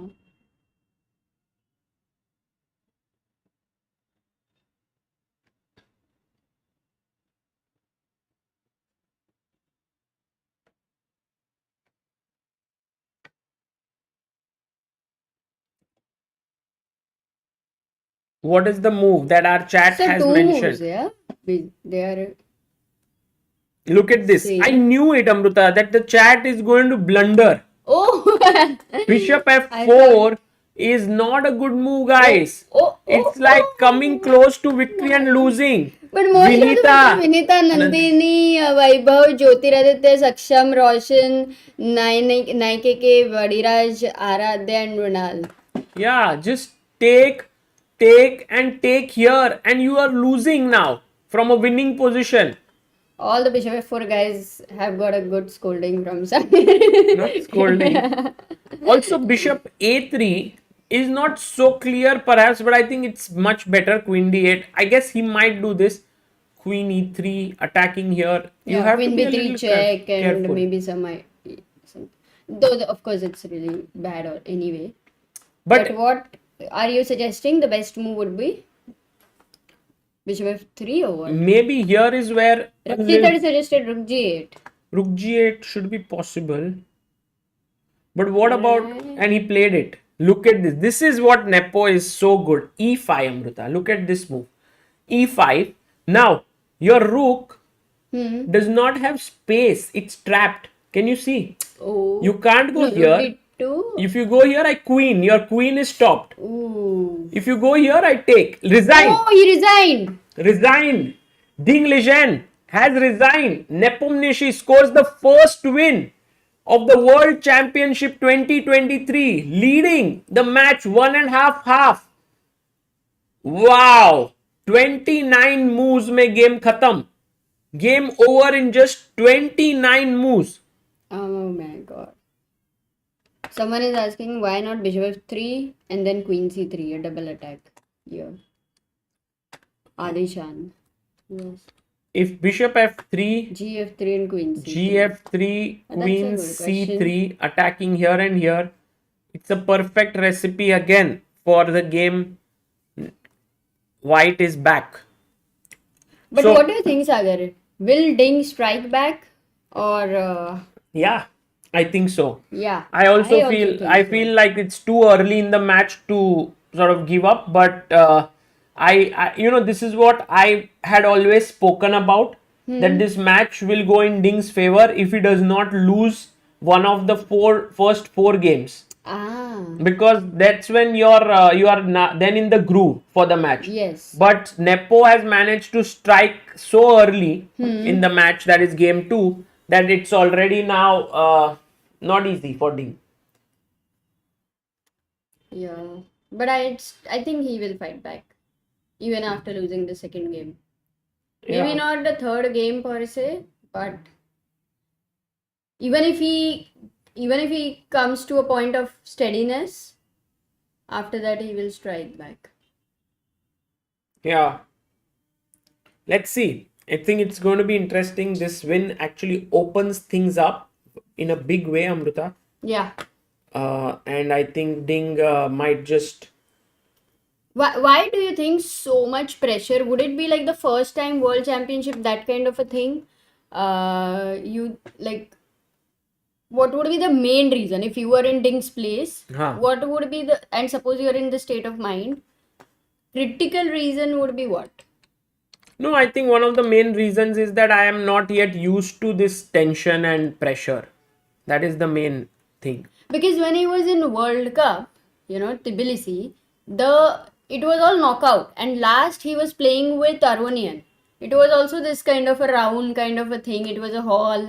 They both were playing. Everybody was focusing on them. Of course, I mean, the viewers were still less, and you cannot compare it with the World Championship. But he had kind of some bits of these kind of experiences. Yeah. So, Yeah, I'm not sure. I mean, what is the reason why he's not in his best shape? But I have a feeling that he will be able to come back, because it's too soon and he will figure it out. As you said, he might call Magnus Carlsen or someone, and he might. By the way, a small update for all our viewers, that if you go to ChessBase India online shop, you will find that we have now introduced chess clocks in our shop. This was something that had been asked for a long time. I know that you guys have been asking for a wooden chess set as well. We are working on it. There is a normal chess set we have, but there are also now chess clocks. This is the 2010, which is DGT 2010. This is 2500 is the latest one. This is the DGT 3000 one. By the way, this is the price that we are offering, the 2500 one, and this is DGT 3000 FIDE approved and limited edition. So you can go and get the clocks if you need it. That's cool. Okay, Amruta, I mean, do you want to continue anything? Because the match has ended very quickly. Maybe if you want to, I'll take a break now. No, but right now there is nothing more, right? Yeah. So what continue? I'm not gonna dance. No, you want to talk to the chat. I'm just reading. Asu Suraniwal says Sagar Sarveshi sir in his interview chose Ayan over Ding since Ayan was more active than Ding in the past few years. Do you think that factor is relevant for this game? Should be. Should be. The fact that Ding hasn't played much is What? definitely playing against him. But the most important factor also not first world championship, right? Yeah. Most important. Yeah. PRT says, please continue commentary for the next days. More broadcasts, the better. I remember having to find a Russian FB live page in 2014 to watch Anand Carlson live. Yes, but now it's like there are so many interesting broadcasts, so it's very much. But I will continue doing it. I have great fun. In fact, I had prepared more positions from Laskar's games, which I showed two of them. I had prepared 5 today, so maybe we'll continue doing that in the next game. Next. Dharmik Thanke says this was the shortest championship game after Anand Gelfand, which ended after 17 moves resigned. And Petrosian and Botvinnik agreed to draw after 10 moves. I'm sure that there were many Kasparov Karpov games which ended in less than 29 moves. Don't you think, Dharmik? But result ke liye can be different then. Yeah, draws would be possible. Yeah, there should be more draws, no? Here, is there a rule that you cannot offer a draw until Yeah, 40 moves, I think. 40 Or moves? 30 moves, yeah, 40 or 30.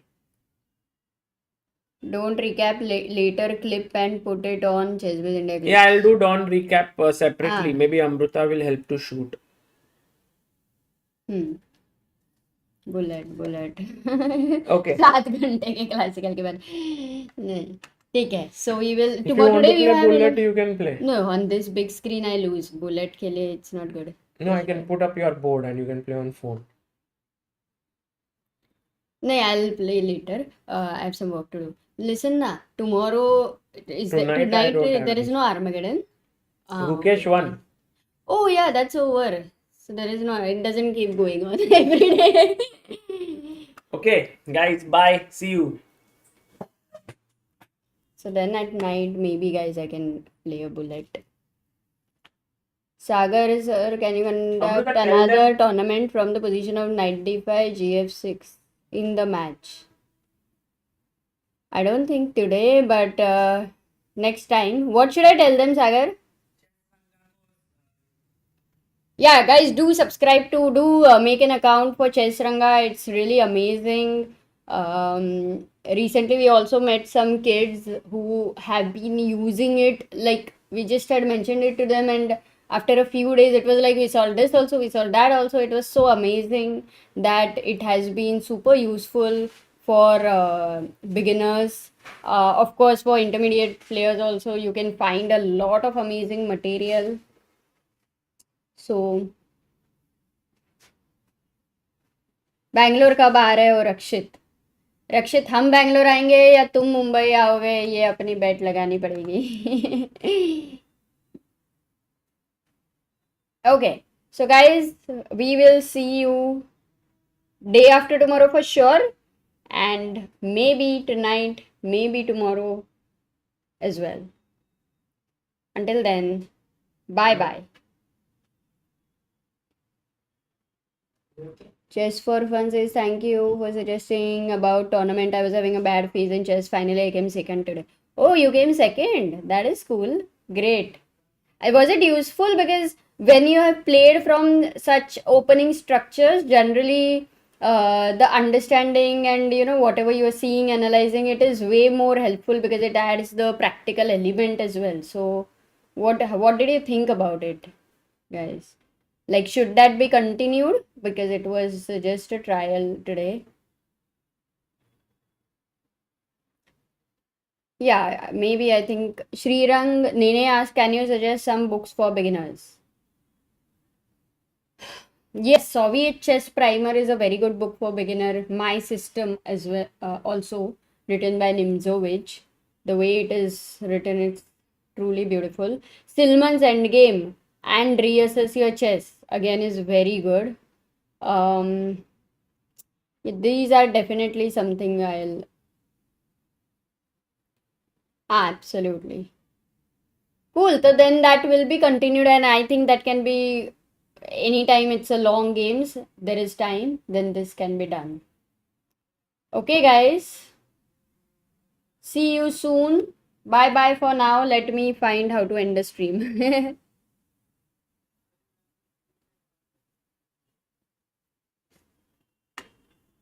Suddenly, when you come to the new laptop, it's like, like finding an address. You don't know which area you are, and you cannot really. Okay, let me just stop.